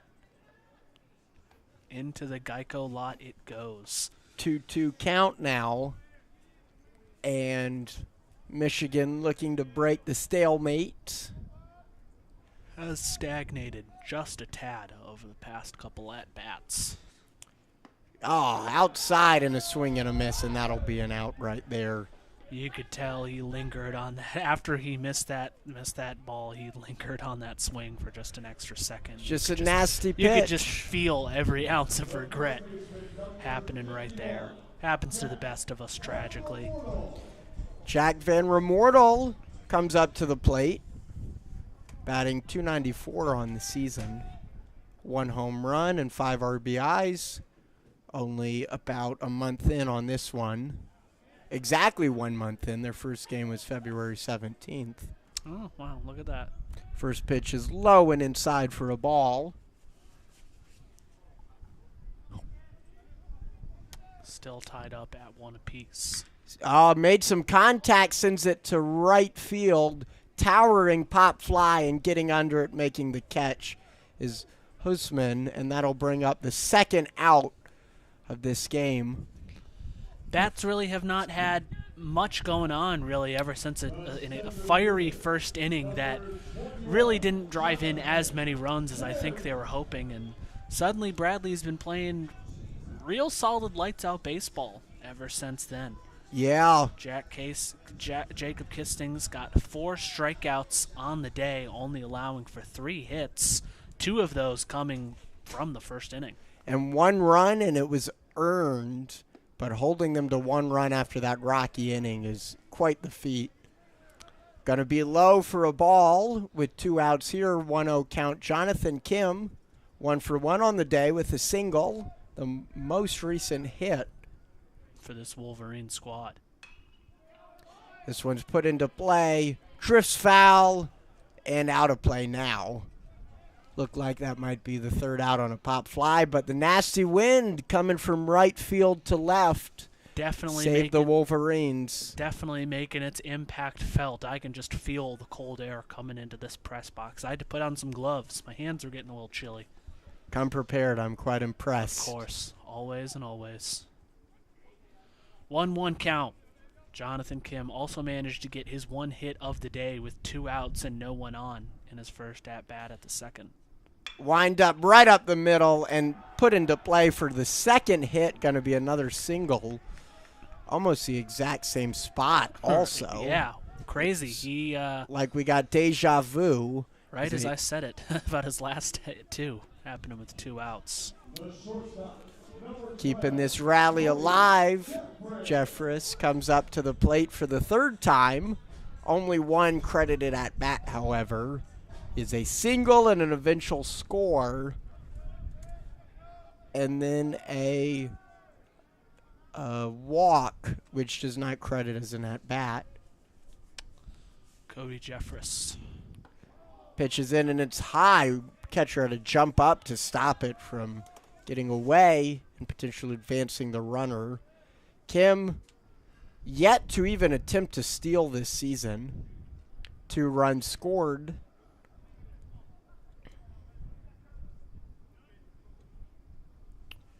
Hopping a little bit beyond the bag, but no movement as we got a pitch, and it's put into play deep down the line and left, off the wall in left field, rounding second to third, and he's got to send him home, and he'll be out by a mile. Yeah. So that'll do it in the 4th inning. 3 outs right there. Trying to extend it is Kim, and that was just bad play by the third base coach. You got to call him up. It was practically in the infield by the time they sent him. I really don't know why I agree with that call. He made such excellent contact on that one. But unfortunately, instead of having some runners and a great opportunity on the second and the third with, well, I suppose maybe not Tito Flores, maybe his replacement player. But, yeah, really don't know what the third base coach was thinking on that one. I don't know why he advanced him like that. Especially after 2 straight hits. Yeah, seemed like things were really warming up for them.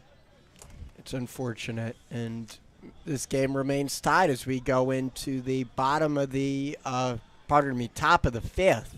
Feels like this game is flying by.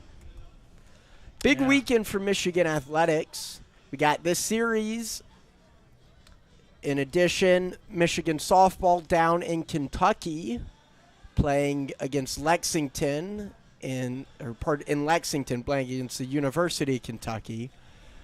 Michigan hockey in the Big Ten title game up in Minneapolis, Minnesota, against the 1-ranked Golden Gophers. Would be huge for Michigan's chances if they're able to secure a win and take home the title for the 2nd straight season in the Big Ten tournament. Same exact story last season, too. They went to Minnesota in the title game. Minnesota was favored, higher ranked, and Michigan took care of business.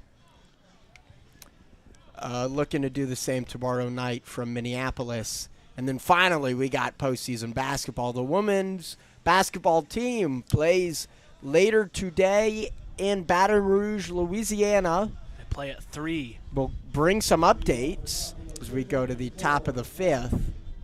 And Michigan men's basketball playing tomorrow in Nashville against Vanderbilt. Known for their baseball program, much more so than their basketball program. Definitely so. Michigan, after a disappointing end to the 4th inning, it will now be the top of the 5th, excuse me. Yeah, top of the 5th. Pitches in and fouled into the backstop, into the netting. So we got a quick 0-1 count, keeping this game moving on this cold, cold March day. O'Halloran still out on the mound. Pitch 2, change up low, and it's a swing and a miss. Actually double-checking my bracket to see if I correctly picked an upset or not. I don't Tis the season. I did pick. Pitches in on the 0-2 count. It's going to be a ball inside. 1-2 now. I did pick Xavier over Kennesaw State. I thought maybe I didn't make that call, but tragically I did. They are not playing well. 1 ball, 2 strikes now with no outs in this top of the 5th inning. Adam Bryan to the plate for Bradley. And this is fouled down the third base line. Going to keep it at 1-2. Notable to mention about Fisher Stadium, 100% AstroTurf, even the mound, even the plate, no dirt whatsoever. Really? Very slick as we get a pitch high, barely, and it's going to even it up at 2-2. Definitely had me fooled. Yeah, I guess in this climate they don't want any grass, and you get days like this in March. Yeah, that's wise, honestly.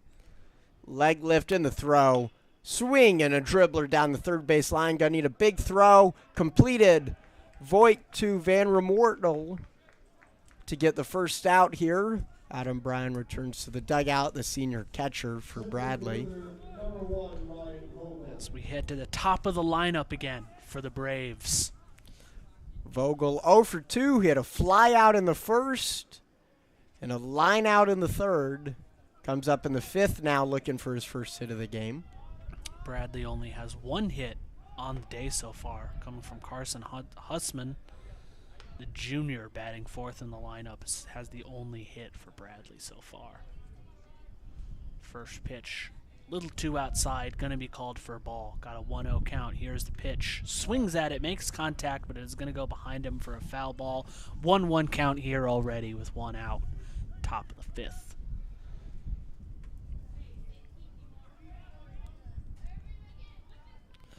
Wind up and the pitch. This one is low. Going to bounce away from the catcher. So with 1 out, quick and early 2-1 count here in the 5th. O'Halloran still looking pretty strong. Not a single earned run given up. 1.71 ERA this season. Today 4.1 innings pitched, only 1 hit and 1 run and not earned, as I mentioned earlier.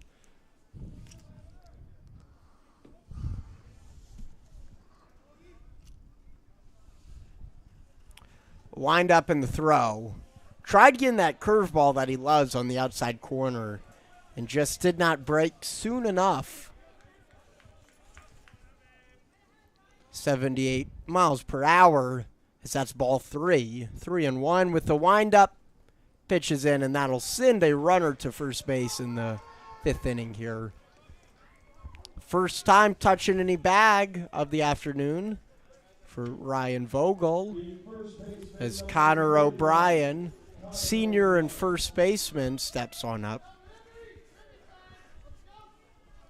1 out here in the inning, still tied up at 1 apiece. Chance to turn 2. Michigan playing deep under the option. Interesting to see Vogel on base as well, being the leadoff hitter. Could provide some problems for the Wolverines on the base path. Is he going to make the throw again to first base, trying to scare him back? We got the southpaw on the mound for the Wolverines, which should be enough to hold them at least tight. Certainly so. Keeps looking at that first base. You can tell he wants to make that throw, as he does for the 3rd time.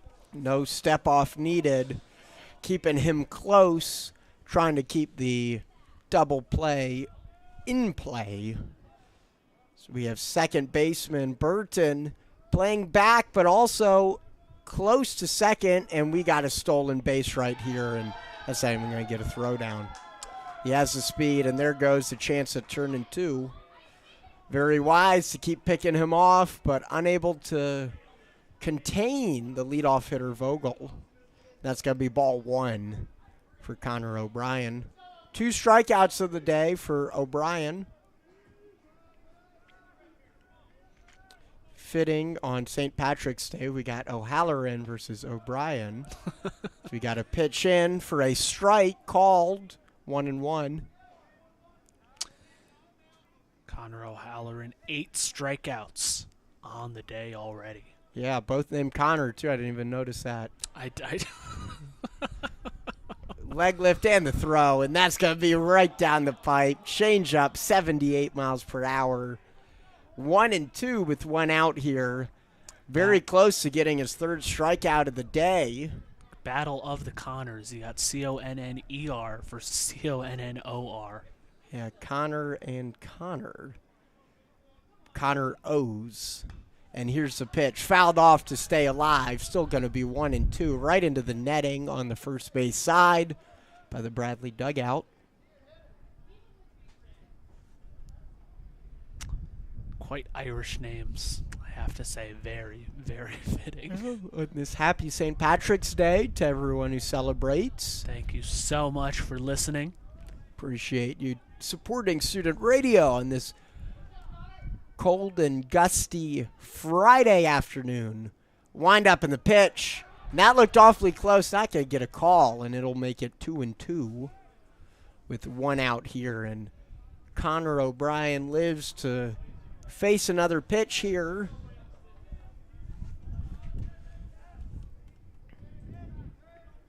2-2 with one out.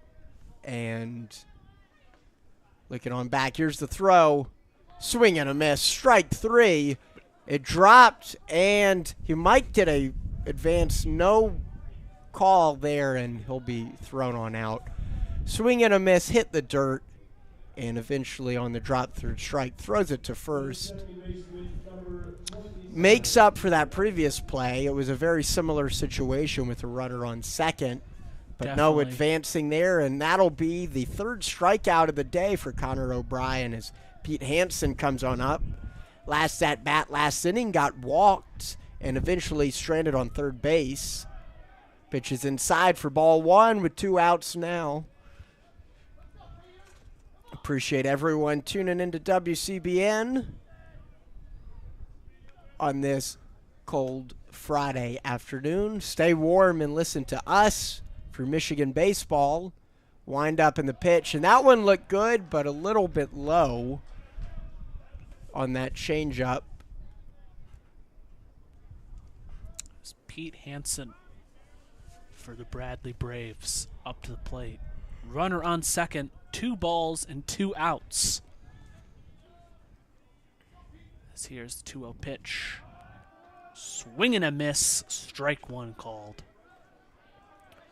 Trying to get out of this inning without giving up any runs. Pretty solid outing, and bringing that ERA down as the pitch is in and gets away for ball 3. Today for Connor O'Halloran, 1 hit, no earned runs, 4 walks, and 9 strikeouts, and that's only in 4 2/3. Heck of a day, to say the least. Really wish you could have had that error from the second inning back, but regardless, does not take away from how great of a day he's having. Leg lift, throw, and fouled on off. Makes the count full. 3-2-2. You'll likely see Vogel running on the pitch. Not always a guarantee, however, with guys on second when that happens. It's always a guarantee on first. You and see Big Papi running on those pitches. But I imagine a speedster like Vogel will be taking quite the lead and get the jump. 3-2, 2 outs. Hansen in the plate for Bradley. Wind up in the pitch. Swing and a miss. Strike 3. And that will do it. In the top of the 5th inning, 1 runner left on base. We had no hits, no runs, no errors. Michigan survives another one and returns, hoping to break the stalemate. It's 1 apiece here in the middle of the 5th. 10 strikeouts on the day for Connor O'Halloran through 5 innings. I mean, wow. What a number he is having. Wolverines, I think, really need to start feeling some fire, start lighting up those bats to complement how much of a great day he's having against this Bradley squad. Really, Not quite sure what's been happening. I think my big problem, I'd have to say, I think the big issue this Wolverine squad is having is that they are not taking advantage of the opportunities that are being given to them. They're leaving plenty of players on base. They're having really great shots. Just at that last inning with 2 outs, he had a clobber of a hit going out to left field. The third base coach, not sure what he was thinking, sended that man home as he was out by a country mile. Don't really know what he was thinking on that one. That was them, again, not taking advantage of the opportunities, maybe getting a little too greedy, maybe getting a little too excited and just letting these opportunities really go to waste. They really need to be smarter with that. They need to know that it's still a tie game and that this game could get out of hand with just one bad inning. So you really need to start feeling those bats. You really need to start getting some of those hits. You need to start sending in those runs. You need to let Bradley know they are not still in this game, that you are in full control of what's happening here. As Greg Pace Jr. still going to step up for Tito Flores. The very first pitch of the game for him, he batted second, hit him in the head, and he has been out since, hoping that everything's okay for him as he gets ready for the first pitch. Makes contact on that one, but that is going to go out of play. Foul ball to the right side as a Bradley manager makes an excellent barehanded catch on that foul ball. Greg Pace, first batter for the Wolverines here at the bottom of the 5th. 0-1 count. No one on, no one out. He gets ready for the second pitch. Not going to swing at that one. That one is going to be high, called for a ball. Greg Pace Jr., a freshman, stepping in for Tito Flores as he gets ready for the 1-1 count. Here's the windup and the throw. Swing, not going to get anything out of it. Called for strike 2 there. 1-2 count. 1-2 count for Pace. Already 0 for 1 on a strikeout looking earlier in this one. Did not start the game as we get a very errant pitch, kind of even it up at 2-2. Pace came on in. Hoping everything's all right with Tito Flores, who has not been on the field ever since getting hit in the head with that pitch in the first inning. Hoping it's more of a precautionary thing rather than I think so. He was able to run, too, so that was a good sign at first as we get an outside pitch, making the count full with no outs here in the bottom of the 5th. Greg Pace, the first batter coming up here in this bottom of the 5th inning. He can really set the stage, set the tone for a hot inning for the Wolverines, depending on what happens here. He's got the full count. Steps on out of the rubber. His time is called. 3-2, stepping back on. Payoff pitch coming your way. Leg lift in the throw. Fouled on off. Behind home plate and a liner. Staying alive. Pace trying to start something off and potentially create a rally and give Michigan some runs. Leg lift in the throw, and that's going to be inside for ball 4, just barely. Bradley players do not like that call. Decent contingent of Bradley fans came on out. Making the travel from Illinois for this one. I'd argue there's probably more Bradley fans than Michigan fans, which honestly makes sense. If you travel out here for the weekend, you're coming, you're braving the weather. If you're here just an Ann Arbor resident, you might sit this one out and come next weekend. Yeah, especially with the second game of the doubleheader being canceled. The games being moved around all over the place. Pitch and a bunt laid down. Not a good bunt. Well into the air and fouled. Actually hits the net for Burden. Odd seeing Burden bunting more. Yeah, really would like him to take a swing at least a little bit more. Already has 2 big blasts this season and 60 at-bats. Jacob Kisting remaining on the mound for Bradley. He's got 4 strikeouts on the day, 4 innings pitched, 5 hits, 1 earned run. 0-1 count with that first foul ball. Second bunt shown, and he pulls it back last minute for a ball, 1-1. not quite sure, again, why he continues to bunt. He is a strong power hitter, and having him go out there 2 of his 3 at-bats, you know. Now's the chance. If you want to add a component to your game, do it in the first month or so, especially before Big Ten play begins next weekend. I suppose it makes sense. As he swings at that one, does not manage to get anything out of it. Called a strike as Pace manages to steal second base, safe at second. And I don't know what they're going to do. They're sending him back, and Burden returns to the dugout.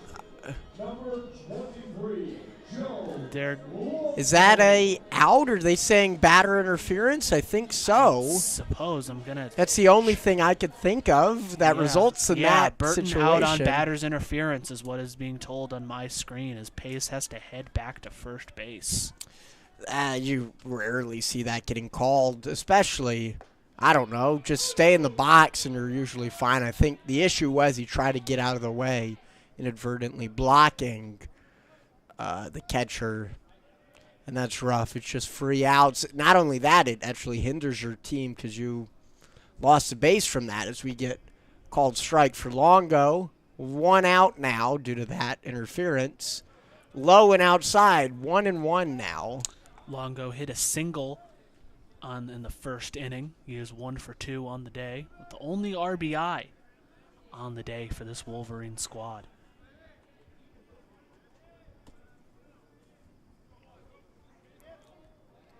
Game tied at 1 apiece in the bottom of the 5th. It's been a quick and quiet one.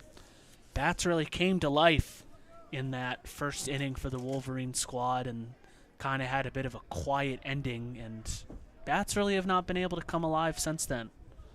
1-1 count here. 1 out. Bottom of the 5th. Runner on first. Here's the pitch, and it's fouled off the catcher's helmet, too. Shakes it off. 1-2. 86-mile-per-hour fastball right down the middle.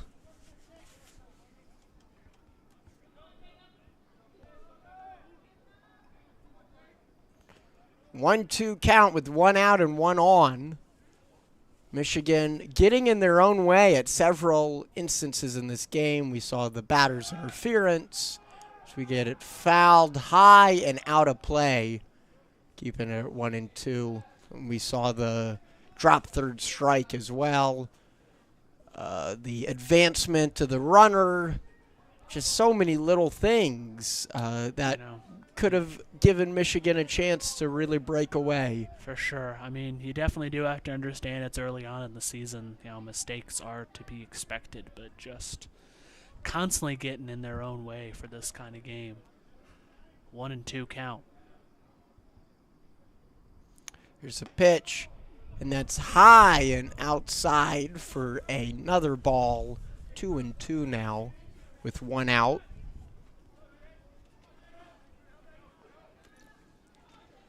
Longo 1 for 2 on the day. You mentioned he does have an RBI for the Wolverines, the only one, in fact. No runs, however. So we get the 2-2 pitch on the way. Wind up in the throw. Swing and a miss. That'll be strike 3, sending Longo right to the bench. 2 outs now with 1 runner on. So we got quite a swing. It went from no outs with potentially a runner on second to 2 outs with a runner on first. Really, really do not enjoy seeing it if you are a Wolverine fan here today. No, you do not. Marty steps in. He was hit by the pitch in his last at-bat in the 3rd inning. Runner still remains on first. First pitch right down the pipe and fouled on back. Marty has a very high average on the team. 350 on the season so far, including a home run and 7 hits. No, average this early in the season doesn't mean a ton. Indeed. 0-1 count. There's a throw, swing and a miss, and throws it to second despite no running. It's 0-2 with 2 outs now. And now's where we might see them run.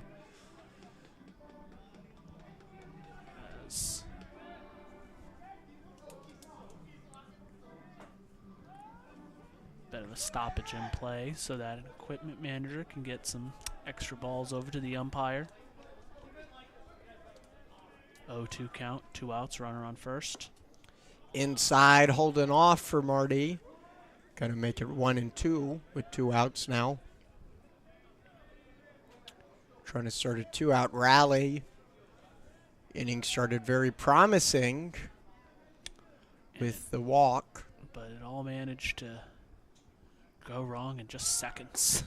And ball low, and we got an advancement. It gets into the outfield, and he'll take 2 bases on that. Heads up play sends Pace all the way from first to third. Really changes the dynamic here of this at-bat for Marty. 2-2 count with a runner on third. 2 outs, bottom of the 5th. This is probably one of the better opportunities this Wolverine squad has had since the first inning. Yeah, 90 feet away.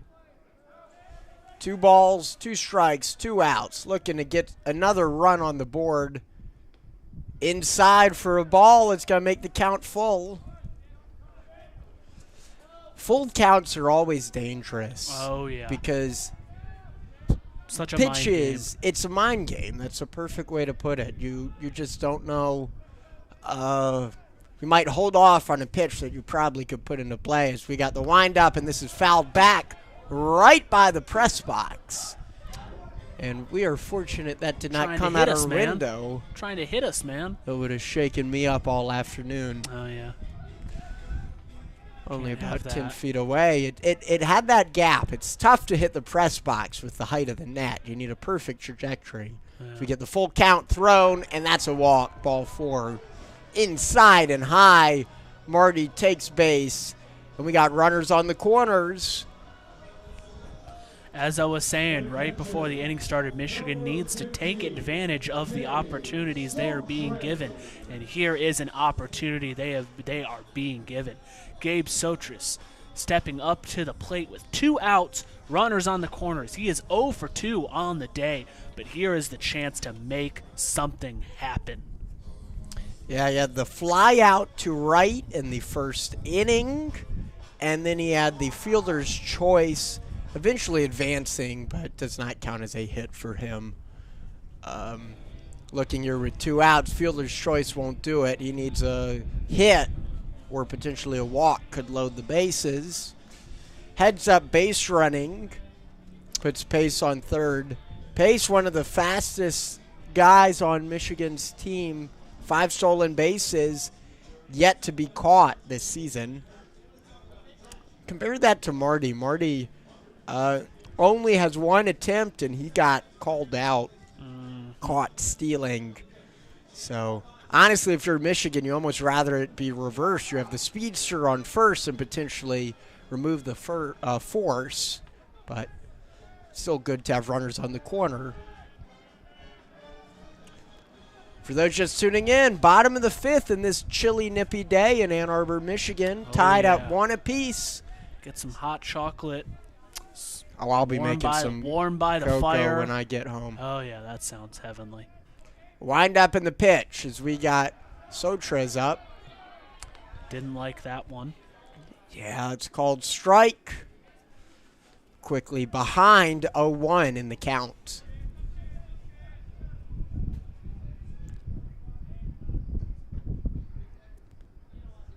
Here's a wind up, and it's outside. It's getting so foggy. Way outside. They turned on the lights at 2:43 p.m. That's how foggy and cloudy it's gotten. They say March comes in like a lion and out like a lamb. I'm waiting for that lamb to make its way. Yeah. Already the 17th of the month. Wow. 1-1 count, swing and a miss. Strike 2. So Trez trying to put it in play and get a run scored. The mighty swing right there. Left just whiffing air. Getting very windy. We can feel just through that crack in the window. We're feeling that air. Here's the pitch, and that'll be strike 3 right on the outside sliver of the plate. Ring him up. No runs, no hits, 1 error, and 2 runners left on base as Bradley returns to the dugout with the game tied at 1 apiece. Wolverines facing Bradley for the first time since 2015. That was in the NCAA tournament. They faced off twice with Michigan taking home both of them in late May 2015 in the Louisville Regional. And that eventually eliminated the Braves from the tournament. Before that, last time these two teams faced in a 3-game series in 1984. Feel like George Orwell looking back at that. Prior to that, you have to go back to the 1950s, playing a home and road season series is 5-2 in favor of the Wolverines. Michigan has not lost since that 1984 series. 3-game winning streak coming in this one. The Braves are looking to break it.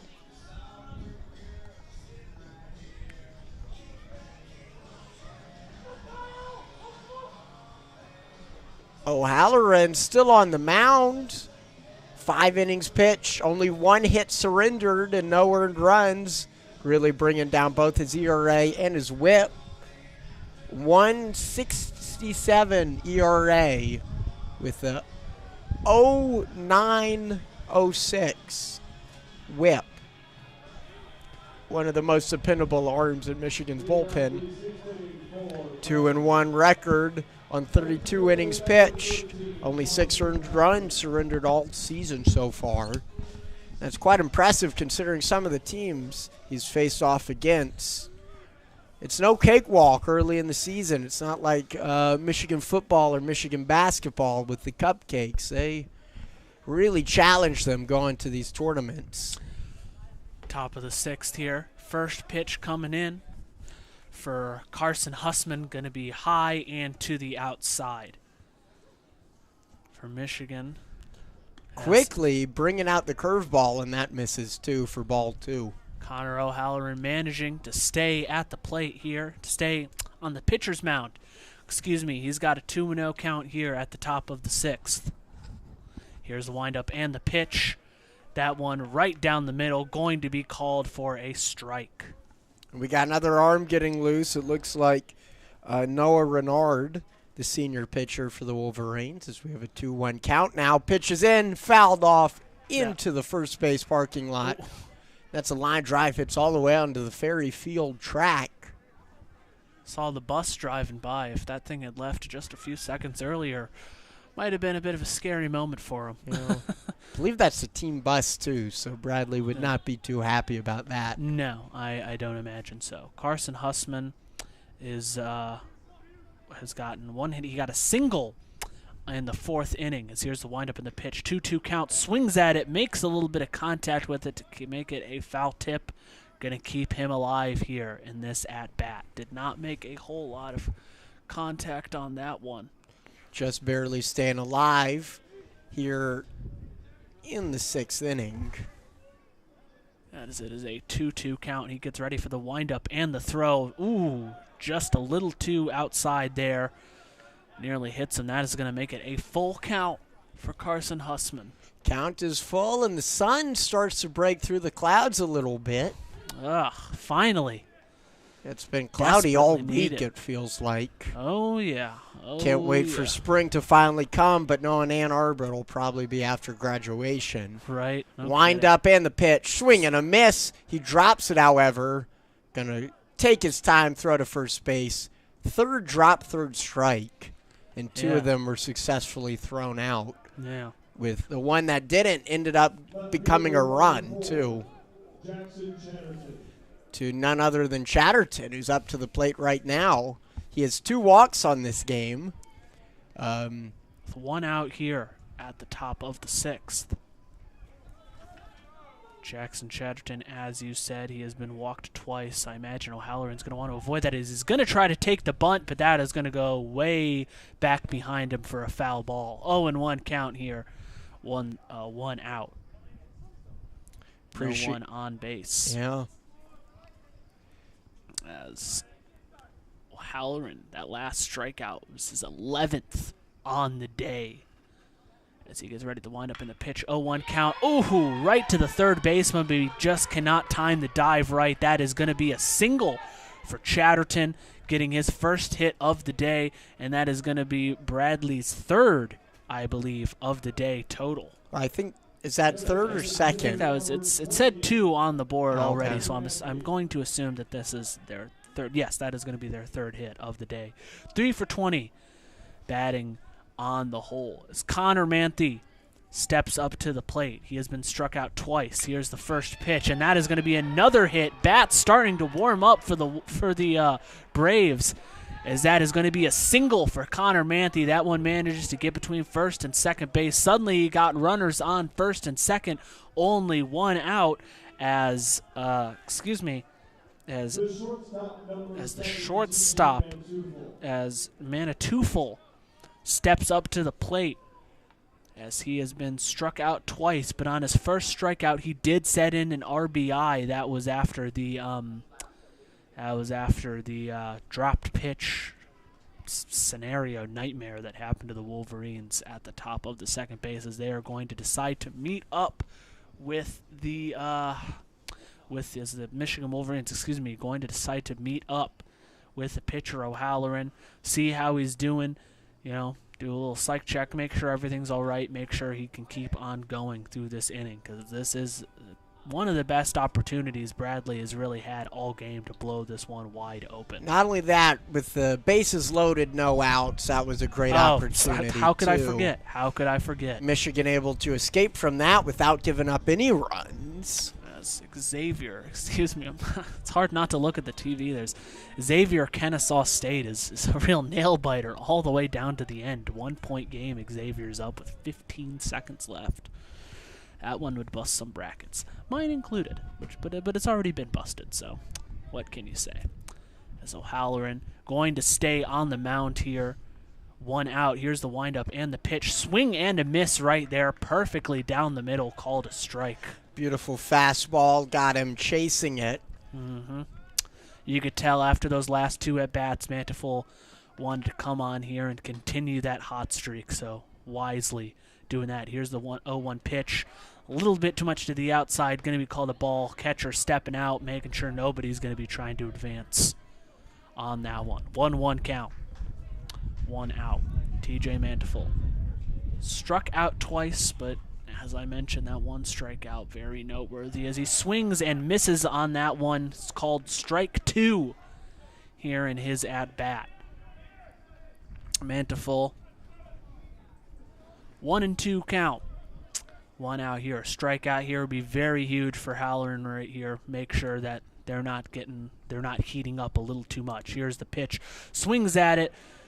Makes some kind of contact. I believe a foul tip. That one is going to go right behind him as he manages to stay alive in this at-bat. Still remains 1-2 count. Sends it foul. 1-2 with 1 out. Trying to escape from this inning after the 2 hits in quick succession. Oh, yeah. Certainly. Leg lift and the throw. Strike 3, rung him up. Same exact position that caught Michigan looking last inning. And now Bradley is booing that after cheering it just a couple moments ago, and that'll bring up the second out of the inning as Easton Harris steps up to the plate for Bradley. That was an excellent little curve, broke at just the right time to be called a strike. That is the 12th strikeout of the day for O'Halloran. 2 outs here, runners on first and second. Here's the pitch. He thinks about, man on second, thinks about stealing third. Chatterton decides against it as that first pitch is called a ball. Just 12 strikeouts is legit through 5 2/3. I know. Crazy numbers. 2 outs. Man's on first and second. Leg lift and the throw. thinks about swinging at it, decides not to, as that was a good call called for the second ball right there. Just a little too low on that one. 2-0 count. 2 outs. Chatterton on second. Manthe on first for Bradley.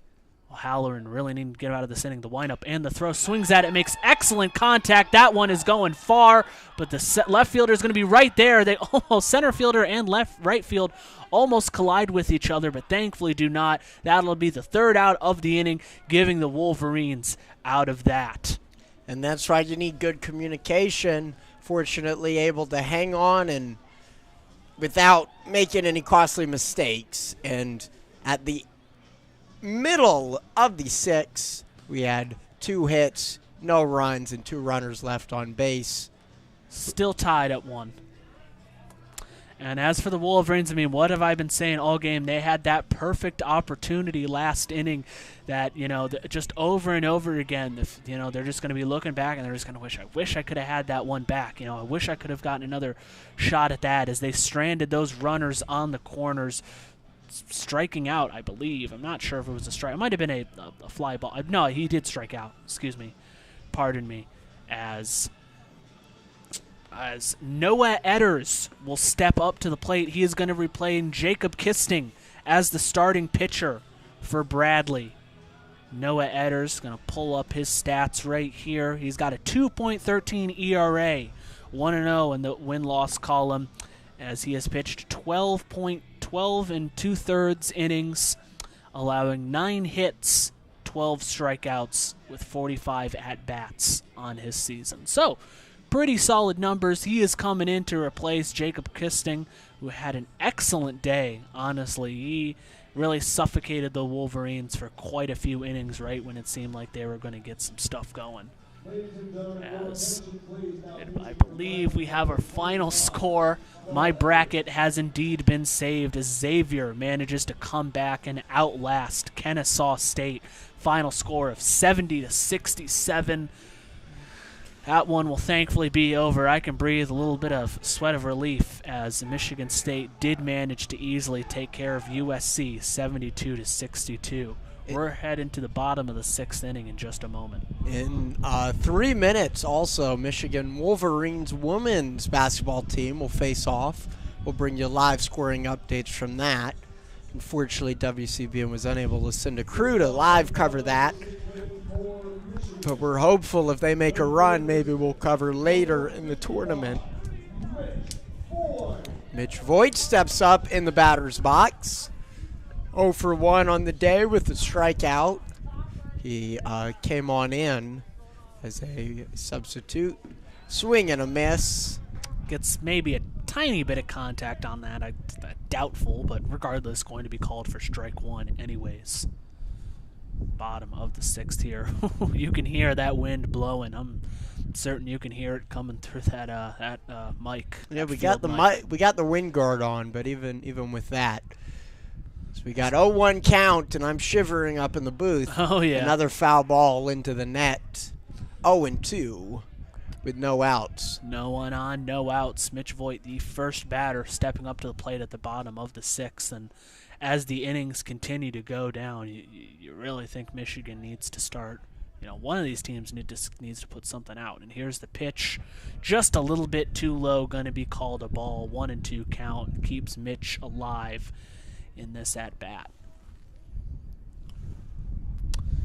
As he gets ready to winds up, here's the 1-2, lifts the leg. Here's the pitch. Way too outside. That is going to be the second ball right there. Mitch wisely deciding not to swing at that. As we said, he has had 1 strikeout on this day. I was in the 4th inning as Noah Edders, number 25 for Bradley, is stepping up to the plate for his first pitch, for his first at-bat, excuse me. First batter he is taking on, as Jacob Kisting had a great game for Bradley, as time going to be called just for 1 moment so that the manager can have a quick word with the pitcher heading back to the dugout. Just wanted to communicate something with him very quickly, clearly. 2-2 count. He gets ready. Wind up, leg up, and the pitch nearly hits him. He has to dodge out of the way for ball 3. Suddenly it was an 0-2 count made into a full count. 3-2, no one on, no one out for Mitch Voigt. Huge opportunity here to start off the inning right for the Wolverines. Let's see if they can, what they manage to do with it. See, he gets ready, taking an extra second, stepping off the mound for a moment. But here's the windup, leg up, and the pitch way too outside. That is an easy ball 4 count for the Wolverines. Mitch Voigt heads to first base safely and securely. After 2 excellent strikes to start off the inning, he looks at the next 4, all managing to be very obviously balls, as Noah Edders, not the first at-bat I think he wanted as Bradley pitcher. Certainly not. Places a runner on first as Jack Van Remortel steps up to the plate for the Wolverines. He is 0 for 2 on the day. As he gets ready. Here's the windup. He gets ready. Here's the leg up and the throw. He attempts to bunt it, but that one is going to go way out of play, right in front of us here in the press box. It manages to hit a bench. You can see a couple people running to grab that ball. Not quite sure where it wound up, but that will be the first strike, regardless of Jack Van Remortel's at bat. Yeah, it's not a good sign when your bunts are going all the way up to the press box. Certainly so. Here's some fans getting a little rowdy there. Not too much to get that excited about, especially batting-wise. It has been a slow game, 1-1. As here's the pitch. He decides to bunt it again. He is going to make contact on it. Managed to get the man out at second. Not going to turn 2, though. Jack Van Remortel will be safe on first. Really don't know why this team has been so incessant on bunting today. It really does not seem to be working for this Wolverine squad. No, I can't think of a single successful bunt they've had all day. You're trying to manufacture something, I suppose, which I get in a close game, but when you get in your own way and make so many errors, it's like, is this really what we should be doing? Yeah. Don't know how much of a fan I am of that. That is going to be 1 out. Jack Van Remortel will replace him at first. Runner on first is Jonathan Kim. He is 2 for 2 on the day. Steps up to the plate, makes great contact on that hit. That ball is going to bounce to the left fielder who cannot make that grab. That is going to send runners to second and third. An excellent double there from Jonathan Kim, who is having a heck of a game. 3 for 3, 2 singles and a double. Yeah, that was a monster hit too, helped by a little bit of a bobble. Gets him safe on second base. That sends Jack Van Remortel to third. Only 1 out. Cody Jeffress steps up to the plate. Here's another man who is 2 for 2 on the day. Not only that, he has a walk in the second. So experience getting on base. He has Michigan's only run. Leadoff hitter, exactly who you want in the plate right now. Absolutely. With 2 runners in scoring position. Only 1 out. Runners on second and third. Cody Jeffress steps up to the plate. Not the start to the inning. Noah Edders, for new pitcher for Bradley, I expected wanting. As here's the pitch. Just a little too outside. Going to be called a ball.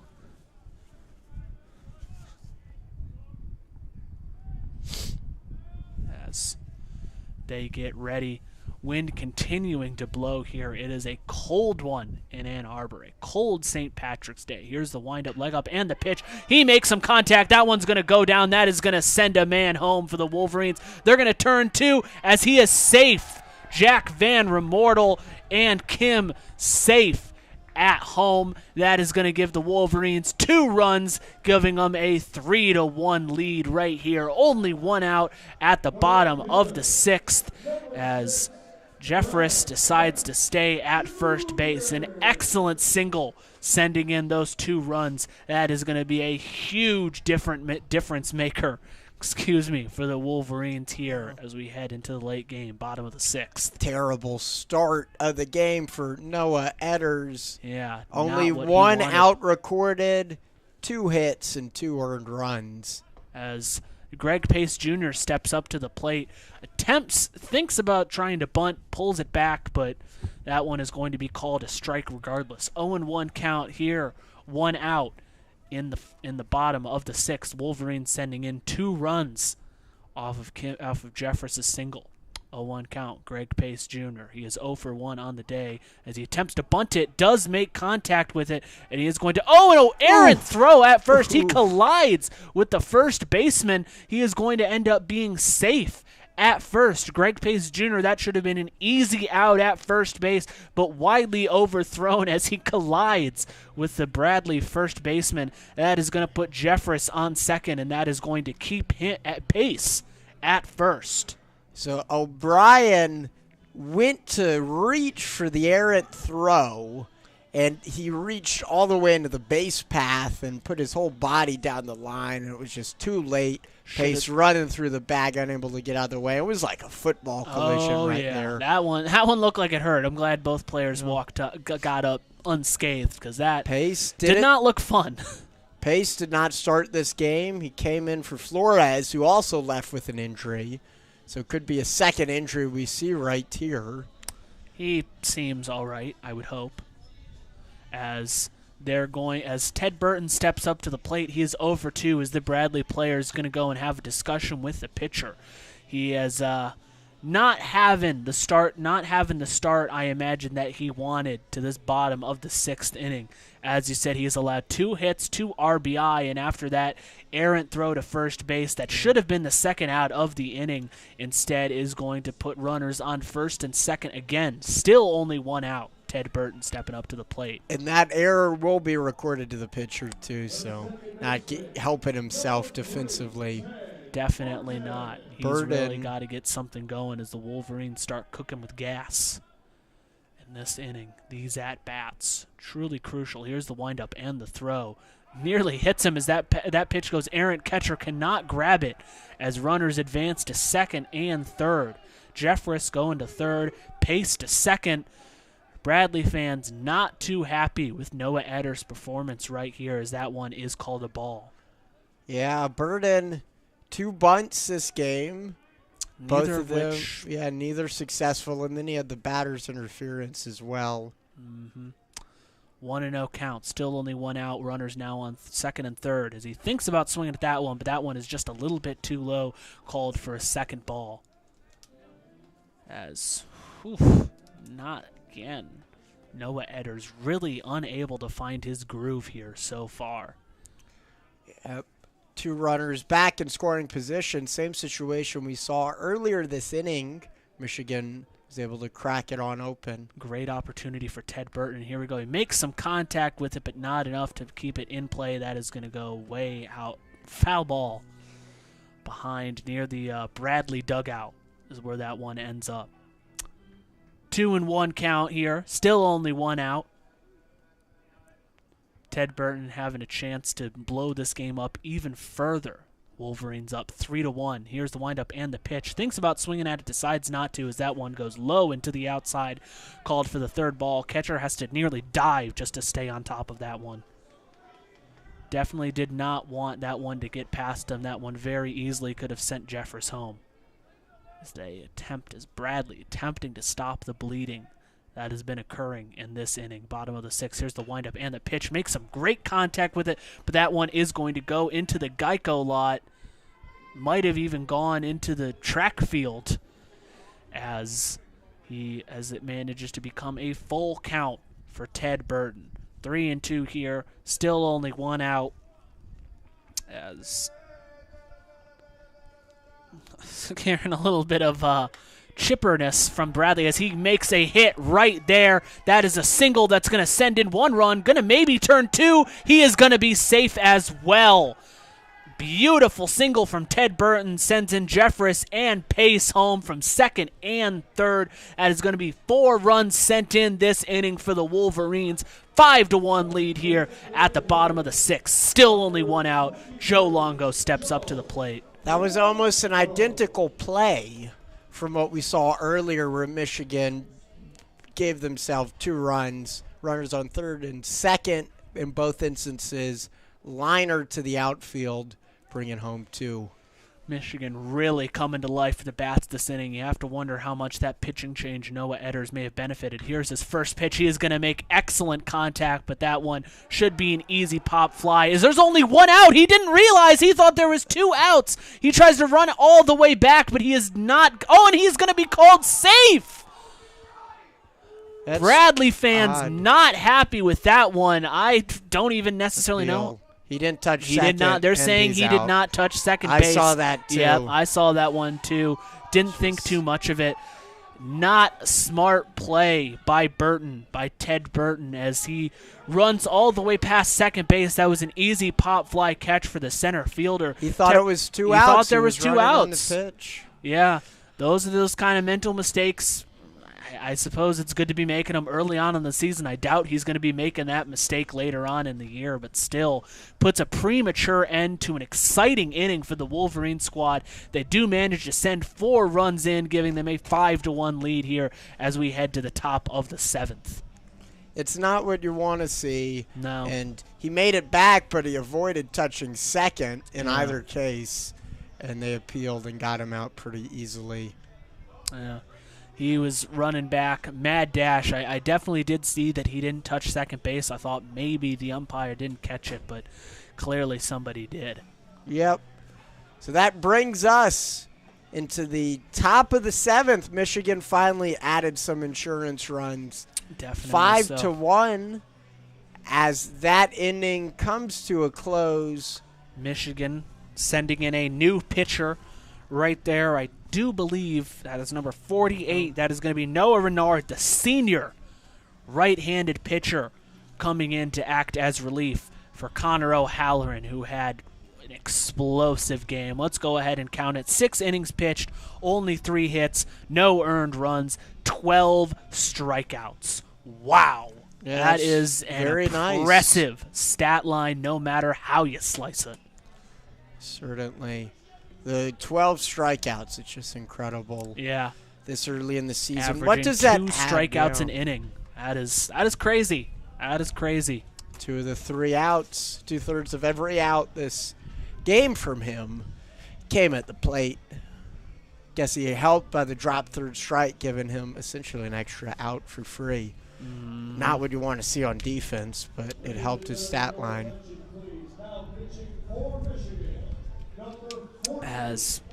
As we said, hyping him up, Noah Renard. Hearing a couple boos coming from the Bradley side. They haven't had too much to cheer about lately, I have to say. Yeah, they scored in the top of the 2nd. Been completely silent since. A lot of runners left on base. 7 left on base, including, I think, 4 in scoring position of that 7. Just not what you want to see. Adam Bryan steps up to the plate. He is 0 for 2 on the day. First pitch right down the middle, catches him looking. That is going to be a strike. Adam Bryan, bottom of the lineup for Bradley. He is the catcher, batting 9th for this team. Has not really had anything going. Here's the windup and the pitch. Second one just going to be a little bit too low. Going to call that make that a 1-1 count here. No one on, no one out. Top of the 7th after an explosive 6th. Wolverines holding on to a comfortable 5-1 lead. Here's the windup and the pitch. Swings at it, makes some contact. That one is going to be a high flyer, but nowhere near the field of play. High and to the left side of the field. That one is going to be a foul ball, making the count 1-2.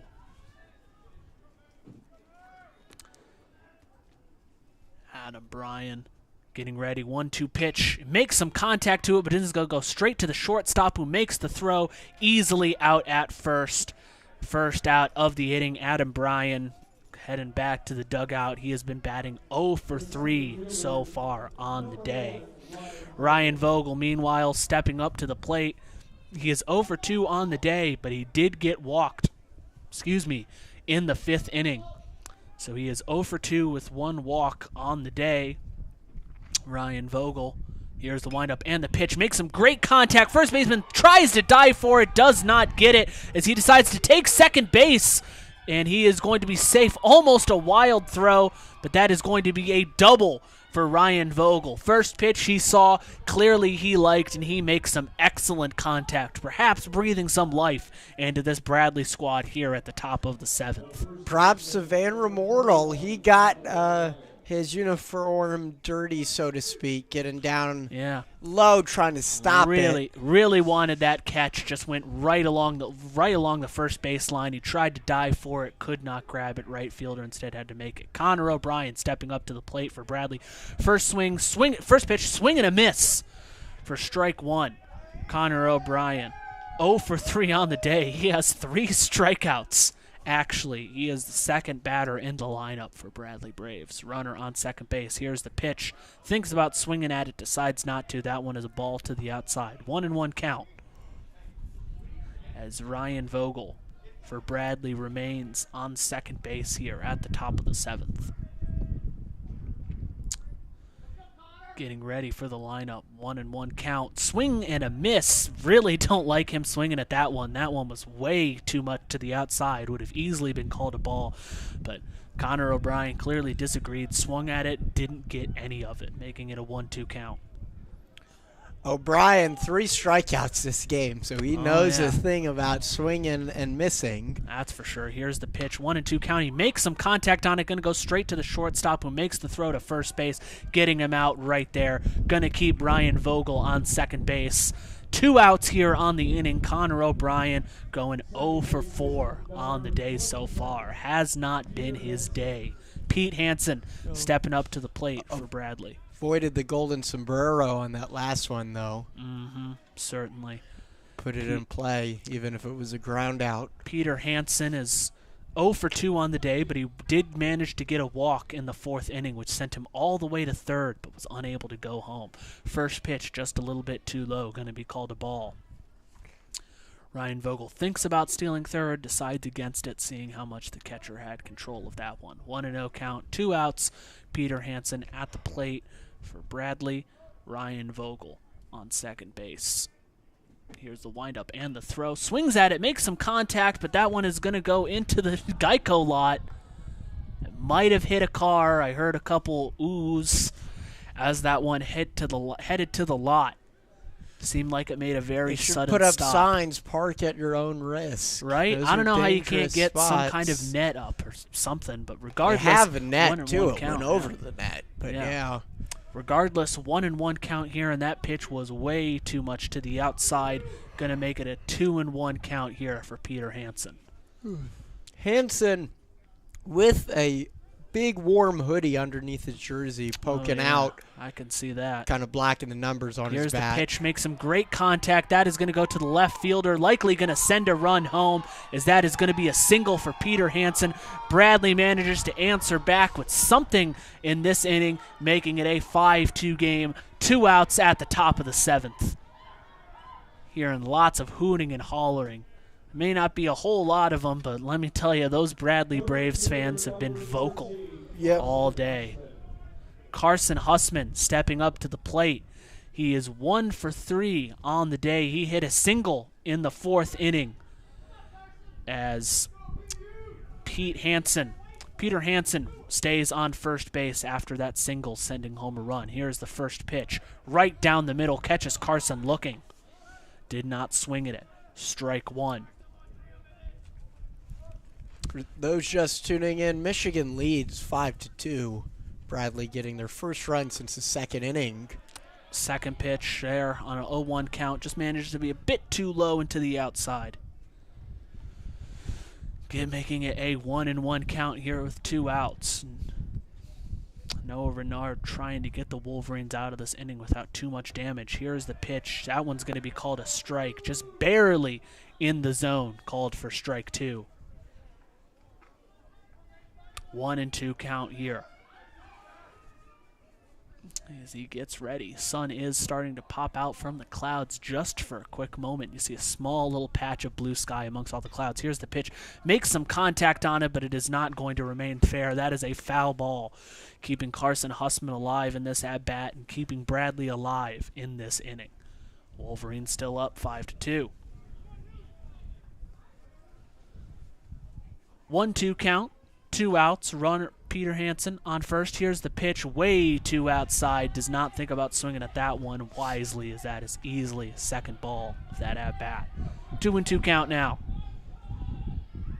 No, Renard, hopefully, not getting too caught up in these mind games as the wind's starting to blow very heavily. You can feel it, likely even hear it, as that is going to be another foul ball that heads over into the Geico lot.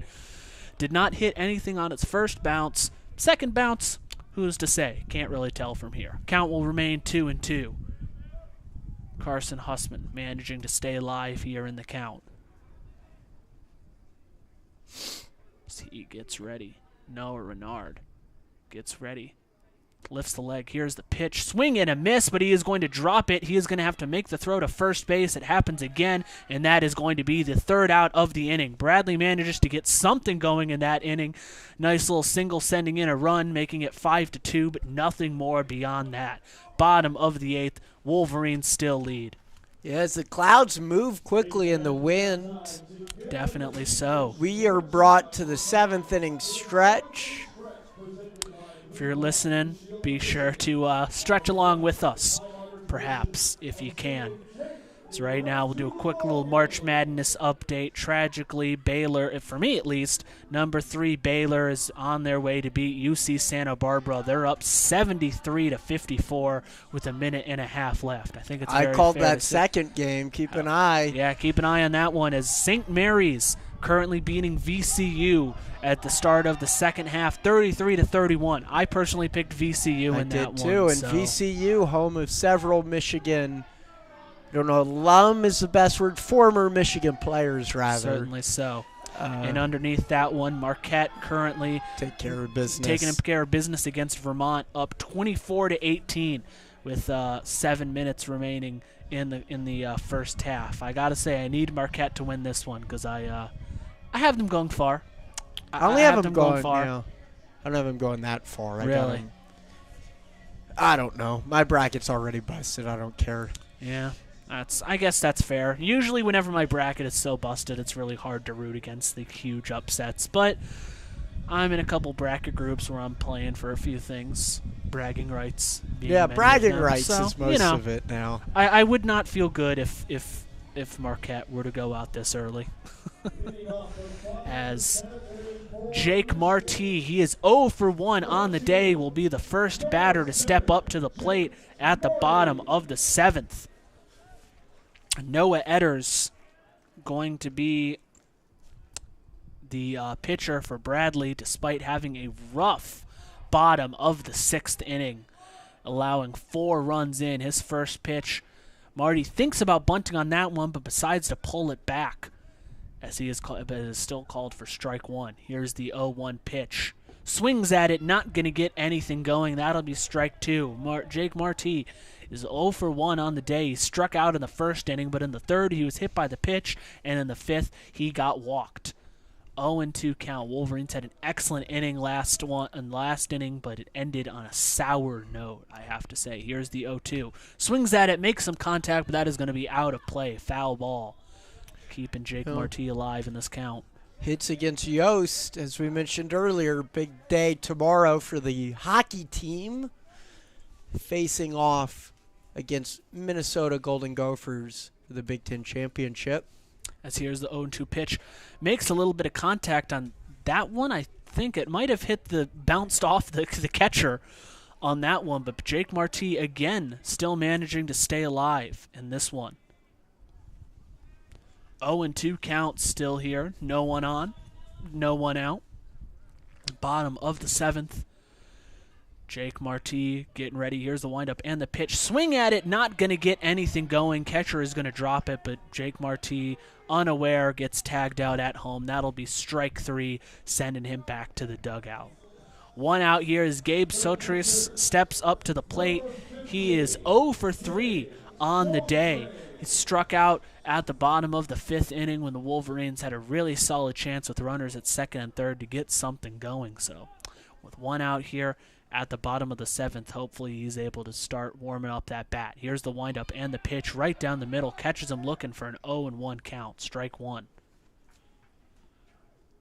Gabe Sotris. of course, still early on in the year, but he has got 12 hits, 3 RBI, and 2 home runs.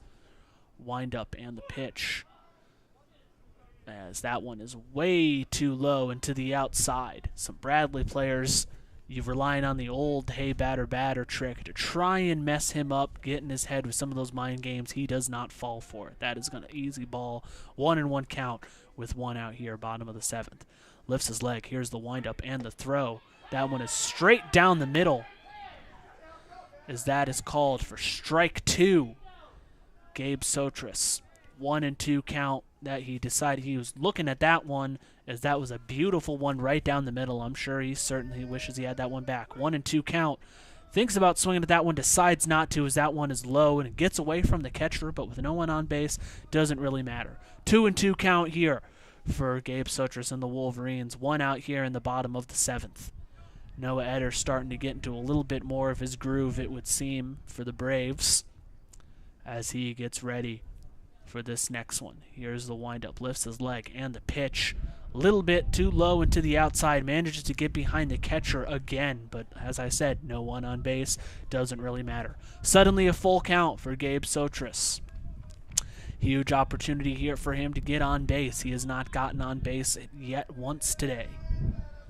3-2 count, 1 out, bottom of the 7th. Getting on base like this can certainly change the trajectory of an inning.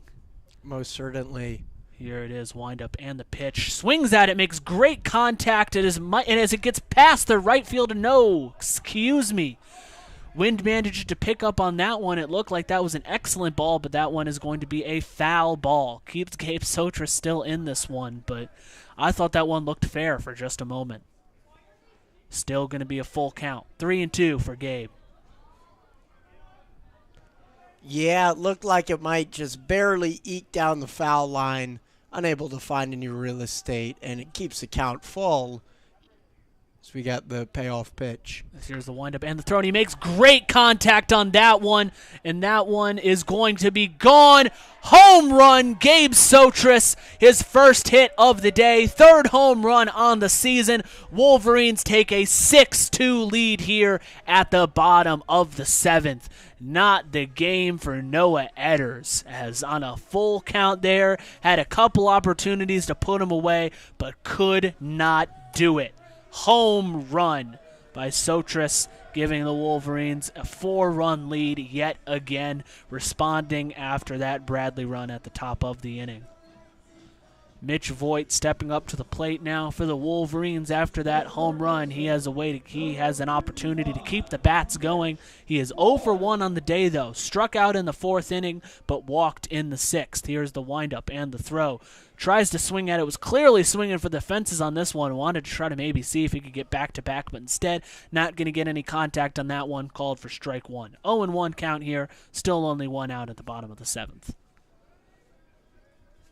Noah Edders getting ready. Here's the pitch and the swing. He makes some contact on that one, but that one is way out of play. Going to go into into the Geico lot. I love that you're running with this. I know. I like the name so much because I always talk about it every single game, but I just call it the car lot. And you know what? I think this is more flavorful. That one is a foul ball, way out of play. Thankfully did not seem to hit any of the cars on any of the bounces I saw. That'll make it an 0-2 count here for Mitch Voigt. As Noah Edders gets ready, that ball is just a little bit too much to the outside. Wisely not swinging at that one. Going to be called first ball of his at-bat. Looking at Noah Edders' 1-2 count right here. Wind up and the pitch. As that one is just a little bit too much outside, too. Gets away from the catcher, but with no one on base. Doesn't really matter. And the pitcher unable to pick up that throw from the catcher as it gets behind him. Again, no one on base. Does not matter. Shortstop throwing the ball back to the pitcher right there.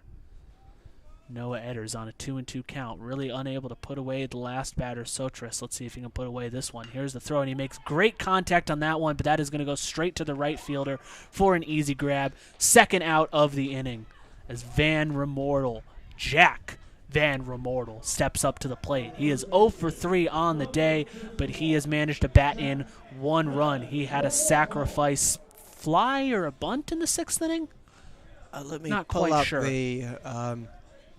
He had a fly out in the fourth and a fielder's choice in the sixth. Oh, okay. Excuse me. So he had a fielder's choice. He is 0 for 3, but he's managed to bat in one run. He did score in the fielder's choice. Oh, yeah. yes, he did. Okay, you're right. I remember now. As that first pitch low into the outside, going to be called a ball. No one on base, 2 outs in this inning, but Sotris managing to hit a 1-run homer earlier on in this inning has given the Wolverines a 6-2 lead. Here's the windup and the throw. That one also low into the outside. 2-0 count for Jack Van Remortel. As trying to follow up the home run earlier, giving Michigan some breathing room. Sure, here's Noah, and Noah Edders winds up for the pitch. That one is going to be low, called for the third ball right there. 3-0 count for Jack Van Remortel. Noah Edders just really unable to get out of his own head on this one. Trapped in some mind games and some doubt as he gets ready. Here's the 3-0 pitch. That one straight down the middle. Jack Van Remortel not choosing to swing at it as it is called for the first strikeout of this at-bat. 3-1 count. Looking at the stats. Excuse me, no Edders. He's just going to get ready. He's going to fire off this next pitch right here. See if he can go, but that pitch is way to the outside. That is going to send Jack Van Remortel on a walk to first base as Jonathan Kim steps up to the plate for the Wolverines next. He is having a great day. He is 3 for 3 on the day with 1 run. He hit 2 singles in the second and in the fourth inning, and then a double in the sixth inning, which eventually sent him home. Yeah, that was huge. That double down the left field line. Incredible game. I know it's early in the season, but he's batting 500. Yeah, let's see if he can pump those numbers up. Jonathan Kim getting ready. Here is one runner on second, and that pitch is way too low to the outside. Jonathan Kim wisely not swinging at that one, called for the first ball. Dang, got a sad baseball update in just a second after this at-bat. Maybe after this next pitch. 1-0 count here for Jonathan Kim. 2 outs, and here's the pitch. A little bit too low. Manages to get away from him as Jack Van Remortel is going to decide to steal second base, and a bad throw from the catcher maintains that he will be safe right there.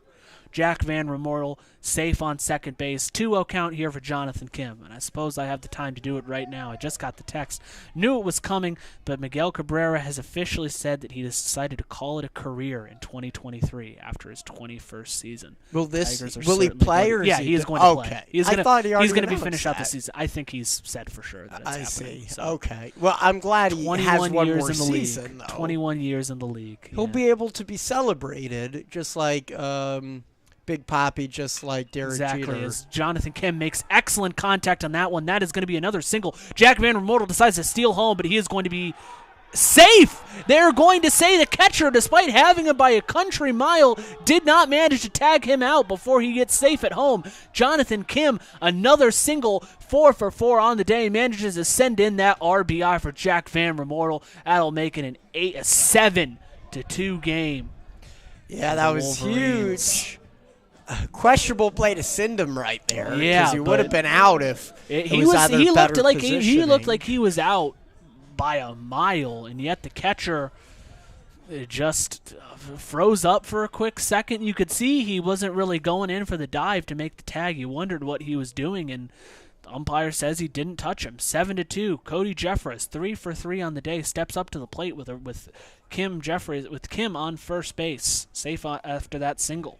Jonathan Kim, safe on first base. Cody Jeffress has a single in the first, was walked in the second, a double in the fourth, and then a single in the sixth, was sent in 2 RBIs. He has 2 RBIs, 2 runs on the day, as Wolverines have a 7-2 lead over Bradley. 2 outs here in the bottom of the 7th.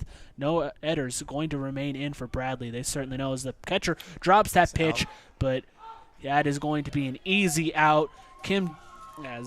Jonathan Kim tried to steal second base after the catcher dropped that one, but unfortunately he is tagged out at second. That is going to end the inning right there. Wolverines send in 2 more runs at the bottom of that one to give themselves a 7-2 lead here as we enter the top of the 8th.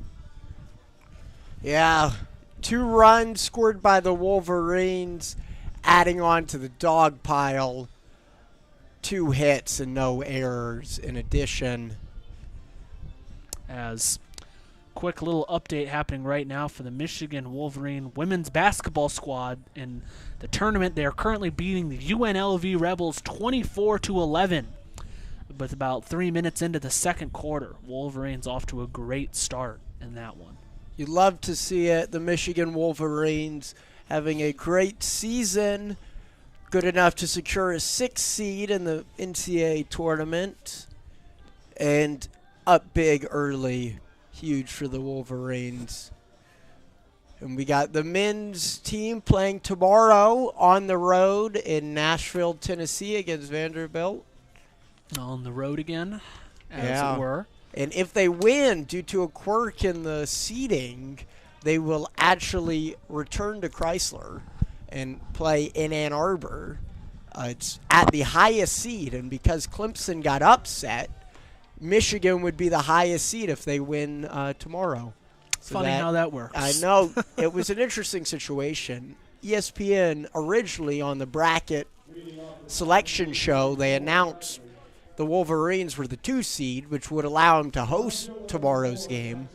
About 2 hours after the selection show, they tweeted out that they were incorrect and that they were actually the 3 seed. How does that happen? You're ESPN. I know. You don't make those mistakes. It's the NIT. It's well, I think you answered. I think you just answered my complaint right there. Yeah. Regardless, Jackson Chatterton going to step up to the plate for Bradley. They are down 7-2. They need to get something going and get something going fast.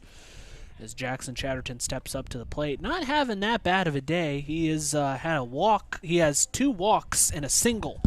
Got walked in the 2nd inning, walked in the 4th, and then a single in the 6th. Jackson Chatterton is probably one of the more consistent hitters on the day for Bradley, as those first 2 pitches are called balls. Here's the 2-0 count. He managed to make some contact in it, but it is going to be a ground foul ball towards the Michigan dugout. 2-1 count here. No one on, no one out. Noah Renard staying in here for the Wolverines. Here's the windup and the throw. Thinks about swinging at that, decides against it, as that is a ball just barely to the outside of the zone. Noah Renard has Jackson Chatterton on a 3-1 count. He has already been walked twice today, so clearly he has no qualms with getting another one. Swing and a miss on that 3-1 count pitch. Going to make it a full count. Liked that one. Bid on it. Did not get anything. Suddenly changes the whole dynamic right here for Jackson Chatterton. No, Renard, leg up. Here's the windup and the pitch. Makes some great contact. That ball might be gone, but no, it is going to go right of the foul ball line. If that one wasn't as right as it was, that would have been a very easy home run for Jackson Chatterton. But unfortunately, not going to happen for him. Has full count here. Remains after that foul ball. Had the distance, but did not have the accuracy, as it were. Here's the windup and the throw. Thinks about swinging at that. They're not sure if he bit on that one. They are going to say, indeed. I think they're going to call that a strikeout. Yes, they will. That is going to be a strikeout right there. Thought about pulling back on it. He tried to make the advancement at first base, but they are not. But the umpire says he bit on that one. That is a strike 3 and a second strikeout on the day for Noah Renard. He took over in the top of the 6th inning from Connor O'Halloran, who had a heck of a day, striking out 12 batters in 6 innings, and Noah Renard took over at the top of the 7th. We are at the top of the 8th now. 1 out, regardless. Peter Johnson stepping up to the plate. First pitch, just a little outside the zone, going to be called a ball. As Johnson is going to be a designated hitter, he has not gone up to the plate once today, so he is a brand new batter for Bradley. Swings at it, makes some excellent contact, has a bit of the distance, but that is way too far left. Going to be a foul ball. Veer into the bullpen where we got another Wolverine warming up. Indeed we do. Peter Johnson, freshman for Bradley, on a 1-1 count. 1 out, nobody on, top of the 8th. Here's the windup and the throw. Swings at it, gets a little bit of contact. Not enough for it to do much of anything. That is yet another foul ball. 1-2 count now. Michigan holding on to a very comfortable 7-2 lead. Chances starting to run out for Bradley. Time perhaps starting to run out for the Braves. They're going to have to grit their teeth and be brave if they want to get anything going. Here's the windup and the pitch. That one is way too high. Going to be called for another ball. 2-2 count. As we said, Peter Johnson, a designated hitter for Bradley, stepping in for Connor Manthe, as it were. Here's the windup and the pitch. He makes great contact on it, but that is going to be another high-flying foul ball out of play. Count remains 2-2. Able to find the baseball, just unable to put it in the diamond, it seems like. Put all his points into power and not into contact. That's what I would do sometimes when playing the show. Here we go, the windup and the throw. Just a little bit too outside. He has to dodge out of the way to avoid that one. That is going to make it a full count. 3-2-1 count here. 3 balls, 2 strikes, 1 out. No one on. As Noah Renard looking to put this guy away. He's already got 2 strikeouts on the day. Here's the windup and the throw. Right down the middle. Catches him swinging, and he is going to miss. Catcher's going to drop that one, though, as he makes the throw to first base, getting that out. Very impressed with the catcher, although he has dropped a couple of those strike 3 balls ever since that second inning where he made that wild throw to the first baseman that sent in a run for Bradley. He has been on top of those first base throws ever since. Made a mistake, owned up to it, and has been consistent ever since. 2 outs here on the inning. Cal McGinnis steps up to the plate for Bradley. He is 0 for 3 on the day. Struck out in the second inning. He was actually Manteful. This is indeed. I think they have another designated hitter coming in. This is Cal McGinnis.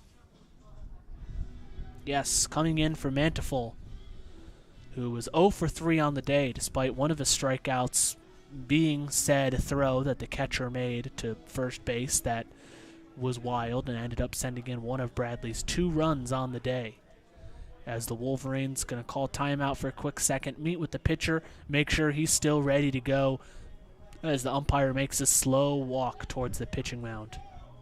I'd be surprised if they make a change. I know they got someone warming up. But he's playing solid enough, and, we're at the top of the 8th with 2 outs.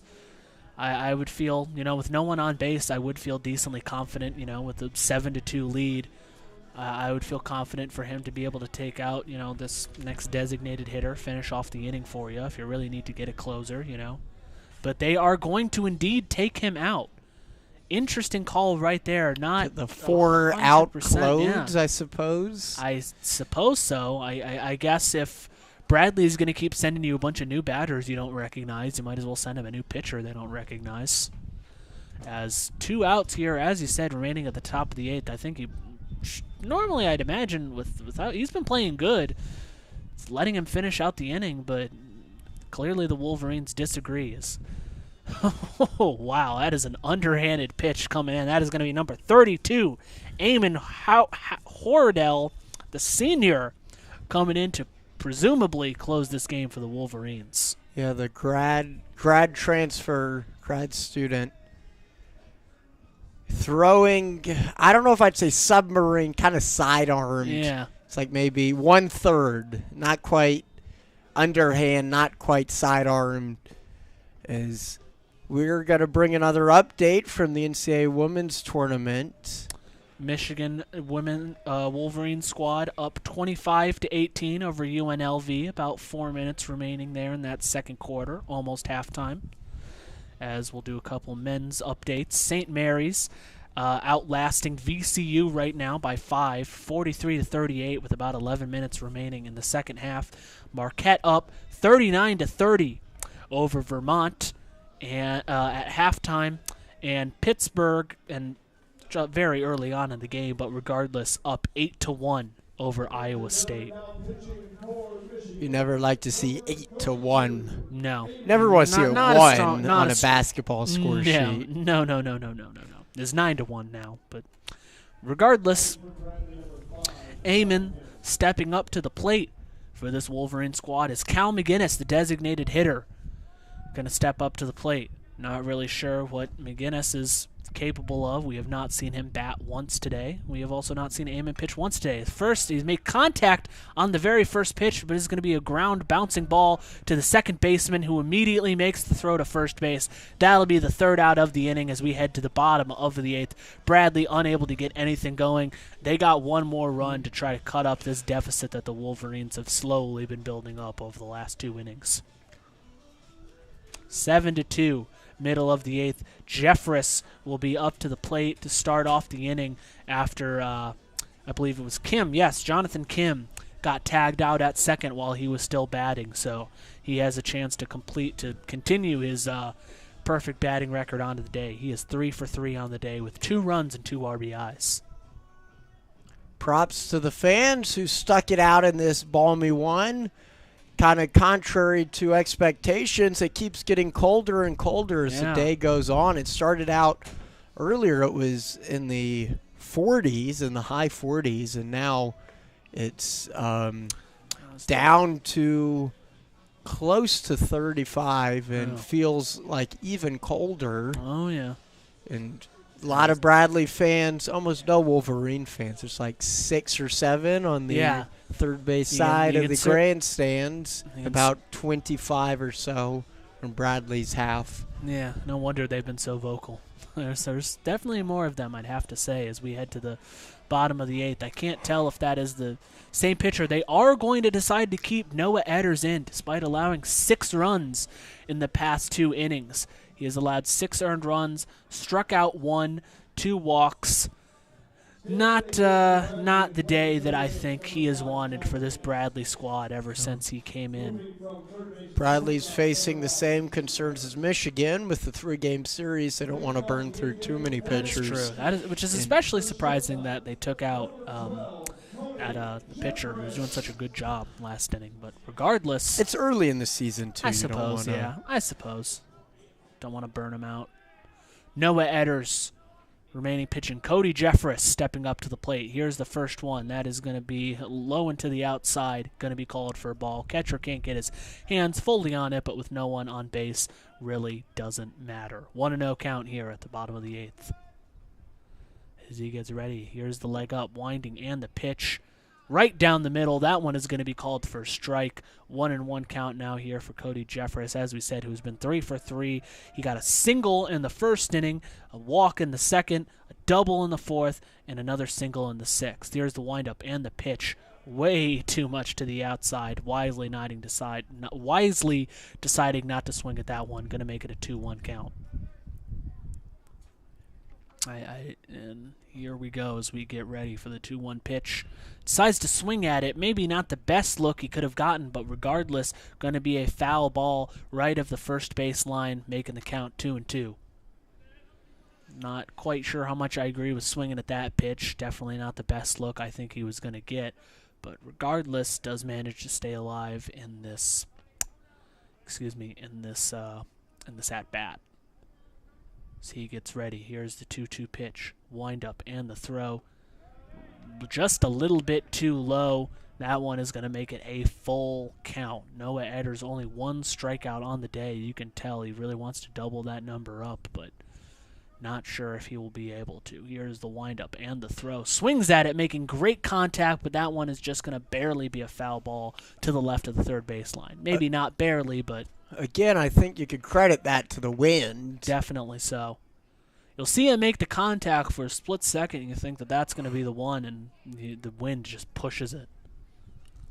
Certainly pushes it. Like that one home run, I didn't even think it was going to be a home run. As he makes great contact on that next one, but that should be an easy pop-up fly ball for the left fielder, who does indeed grab it. Cody Jeffress with his first out of the day.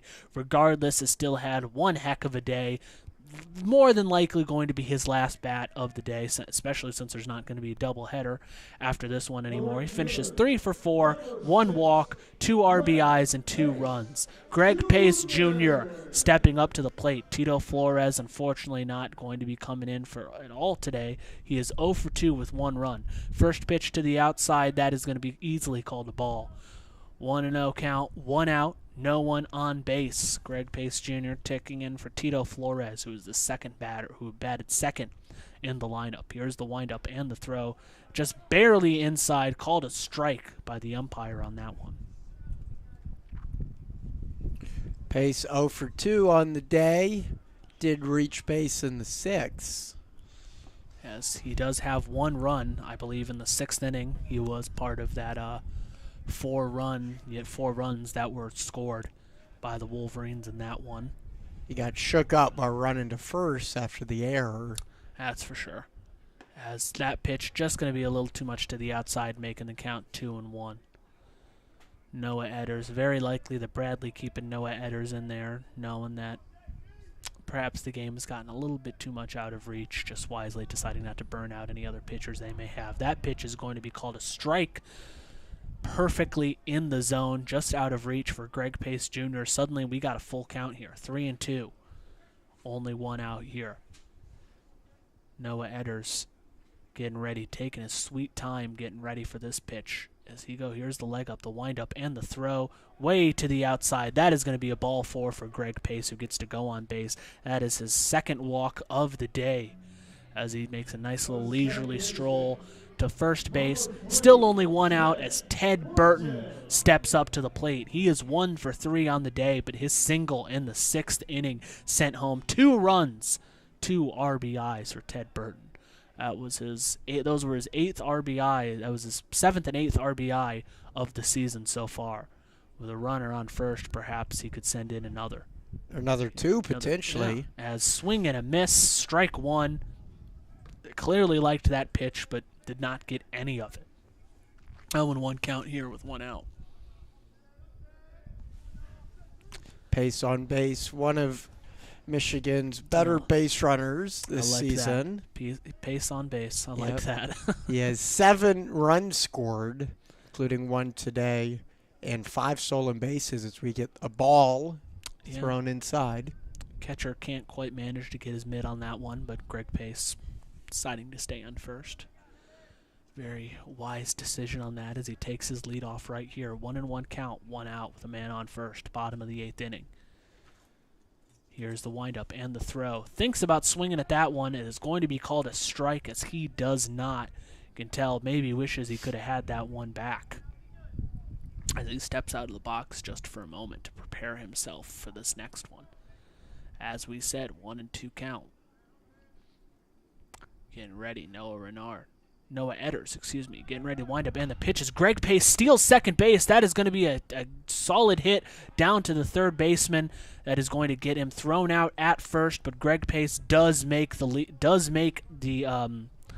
run to second base. That is going to put a runner on second as Burton gets tagged out at first after that hit that went straight to the third baseman. Yeah, hit and run called by Michigan. Makes sense when you got a fast base runner and a power hitter, so not surprised to see it there. Joe Longo stepping up to the plate. He is 1 for 4. His one hit was a single in the first inning that sent home the RBI. As that first pitch straight down the middle catches him looking for a strike. 0-1 count here. 2 outs here at the bottom of the 8th. Greg Pace on second base. Joe Longo on the plate.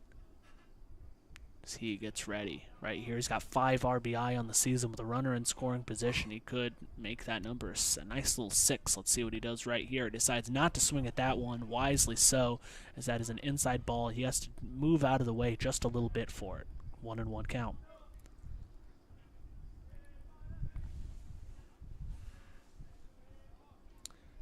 Taking an extra second here to get ready. Noah Edders, still only 1 strikeout on the day as he makes great contact on that one. Greg Pace rounds third. He's going to run home. And as I just said, Joe Longo gets his 6th RBI of the season, but he is going to be tagged out at second base, trying to round. Regardless, we'll send in another run to give the Wolverines an 8-2 lead here at the top of the 9th. Bradley certainly has their work cut out for them. They got 3 more outs to come back from a 6-run deficit. You hate to see the inning end like that, but fortunately the run will count, giving Michigan a 6-run cushion for the final inning, potentially, of this ball game. Bearing some collapse, it will be the final inning. So we head into the top of the ninth for the Bradley Braves. As Eamon Horwedel, hope I'm pronouncing that one right, will remain on the bag to close out this inning and presumably the game for the Wolverines. Number 32, he is a senior right-handed pitcher, and he's got a heck of a stance of a windup of whatever we're calling it. As we'll likely do one last little scoring update. Wolverines up. The Wolverine women's basketball squad up 28-20 of the UNLV Rebels at halftime. It's a solid cushion. Definitely not quite so. enough to be relaxed, but should be enough to advance them to the next game against Louisiana State in Baton Rouge, their home host. It was looking like Michigan might be able to host. Top 4 seeds get to host, and Michigan was a 6th seed. So unfortunately did not get any home games for the women's tournament like they got last year. Tragic. Did for the NIT, and there's a chance at one more. We discussed that earlier. They play tomorrow. As other quick March Madness updates, number 5 St. Mary's up 50-43 over number 12 VCU with 7.5 minutes remaining. And Iowa State cannot get anything going against number 11 Pittsburgh, down 18-2 with about 13 minutes remaining in that first half. As first pitch sends up a little bit too outside. Can't quite tell which batter is out there for, that is East Harris, who is 0 for 3 on the day. Easton Harris, as he makes some contact right down the middle. There's going to be nobody there to pick it up as he safely singles and decides, clearly, obviously, not to round up to second. That'll send a man on first base. Second pitch of the inning. Easton Harris clearly liked that one and managed to get on base for the first time today. He is now 1 for 4 as Adam Bryan steps up to the plate. Bottom of the lineup for Bradley today. He is also 0 for 3. That's pretty funny. Is a ground out to second, a ground out to third, and a ground out to short. In the scorebook, it's G4, G5, G6. Okay. Would be tough to get a ground out to 7 up next, but that's what the pattern suggests. He could do an anti-hit for the cycle, I think. We'll have to come get a ground out to all 4 infielders. You need a G3. Yeah, as that pitch is just a little bit too low, that one is going to be called a ball. 1-1 count here for Adam Bryan. Top of the 9th. Runner on first base, Easton Harris, after that nice little single. Still no outs here, but Wolverines holding on to a 6-run lead. Here's the pitch, swing and a miss. Managed to get him to bite on that one. That is going to be the second strike of this at-bat. 1-2 count here for Adam Bryan. He is 0 for 3 on the day. As discussed, he is doing the opposite of hitting for the cycle so far, at least. But regardless, let's see how it is. Here's another pitch. Swings at it, makes decent contact with it, but the wind is going to push that one way outside as a foul ball, managing to stay alive here in this at-bat. Still 1-2 count after that foul ball. Adam Bryan and Bradley living on a prayer, as it were, essentially, as he gets ready. Here's the leg up windup and the pitch, just a little bit too much to the outside. That is going to be the second ball called on this at-bat. 2-2 count. He's got a wicked little windup. Definitely, I imagine, takes batters a second to, maybe get used to it. As we have a 2-2 count, windup and the throw. He makes some contact on that one, manages to stay alive with yet another foul ball. Count will remain 2-2 for Adam Bryan.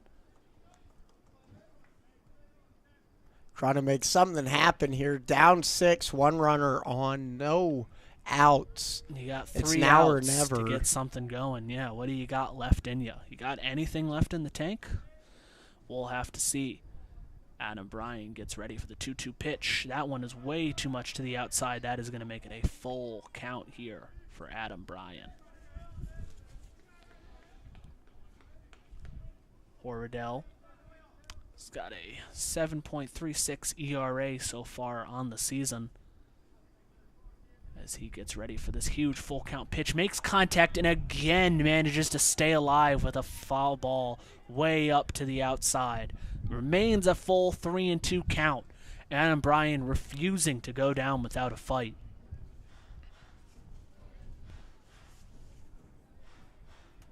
Full count here, 3-2. Runner on first base. Still no outs here at the top of the ninth. Here's the windup and the throw. They're going to call that a ball four. He is going to take first base. Suddenly runners on first and second. Still no outs here at the top of the ninth. As the top of the lineup, Ryan Vogel steps up to the plate for Bradley. He is 1 for 3 on the day. He got a double in the 7th inning and was walked in the 5th. Players and manager going to come up to Howardell.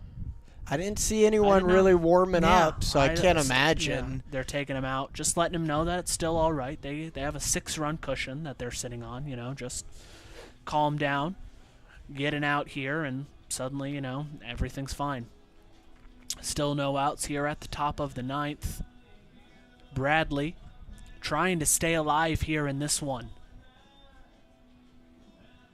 as Bradley has managed 1 run at the top of the 2nd inning thanks to a error.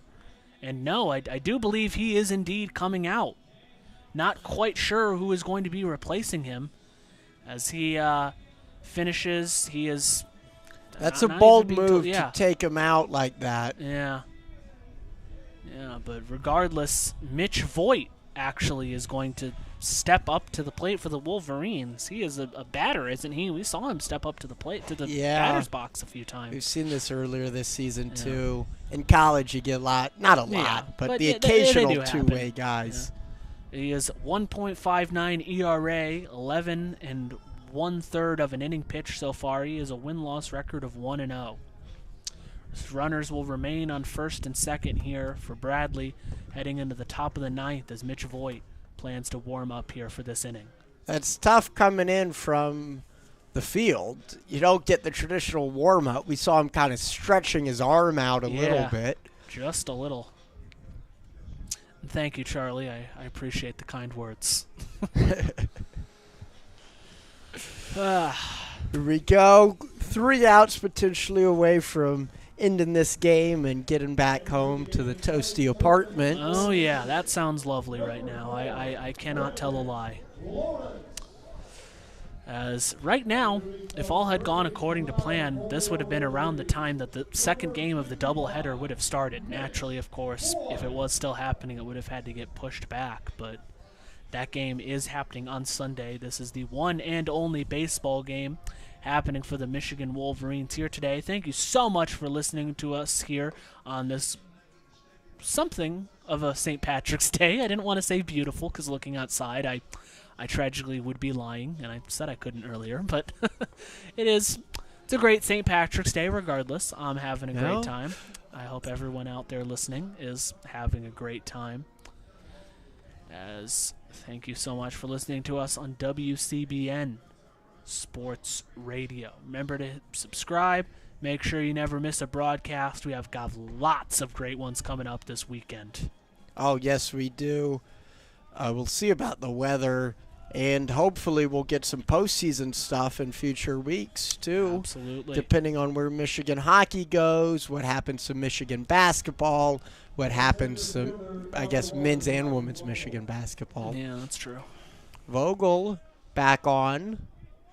As Voigt gets ready for the pitch, there are runners on. There's Easton Harris on second base and Adam Bryan on first for Bradley. However, still down by 6. No outs here at the top of the 9th. Here's the windup and the throw. Pitch is just going to be a little too high, called for a ball. 1-0 count.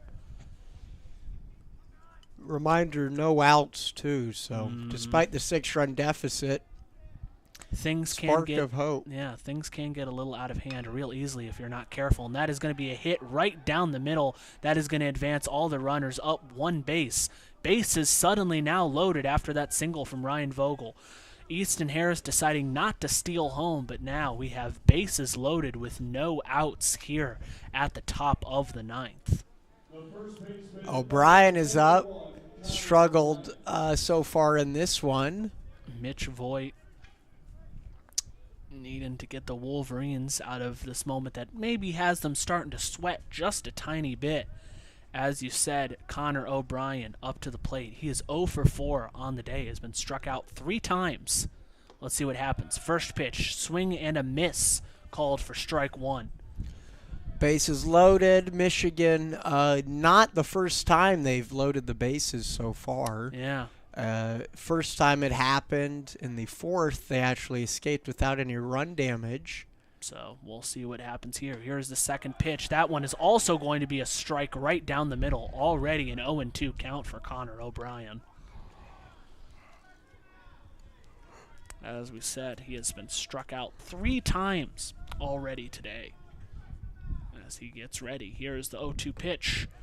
High and inside, made him jump back quite a bit. 1-2 now. 1-2 count, yes, indeed, as you said.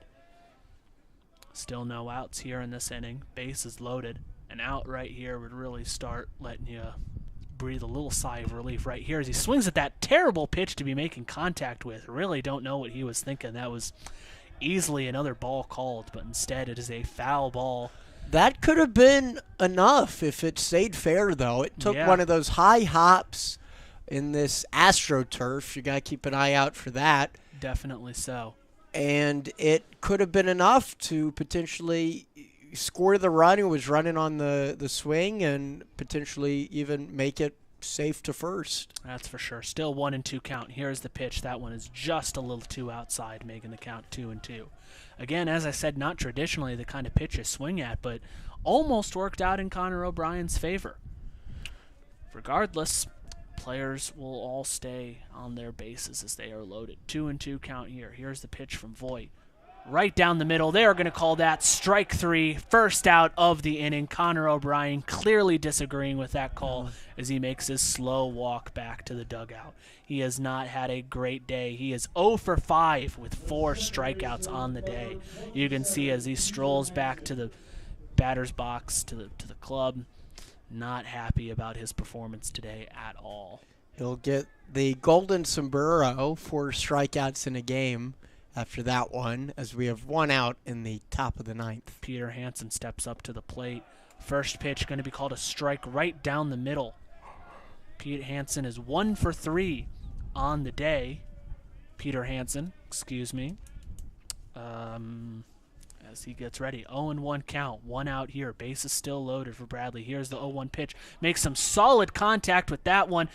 Right fielder trying to make a dive run for it, but that is actually going to be wind picked that one up just a little bit. That is going to be a foul ball, giving him an 0-2 count.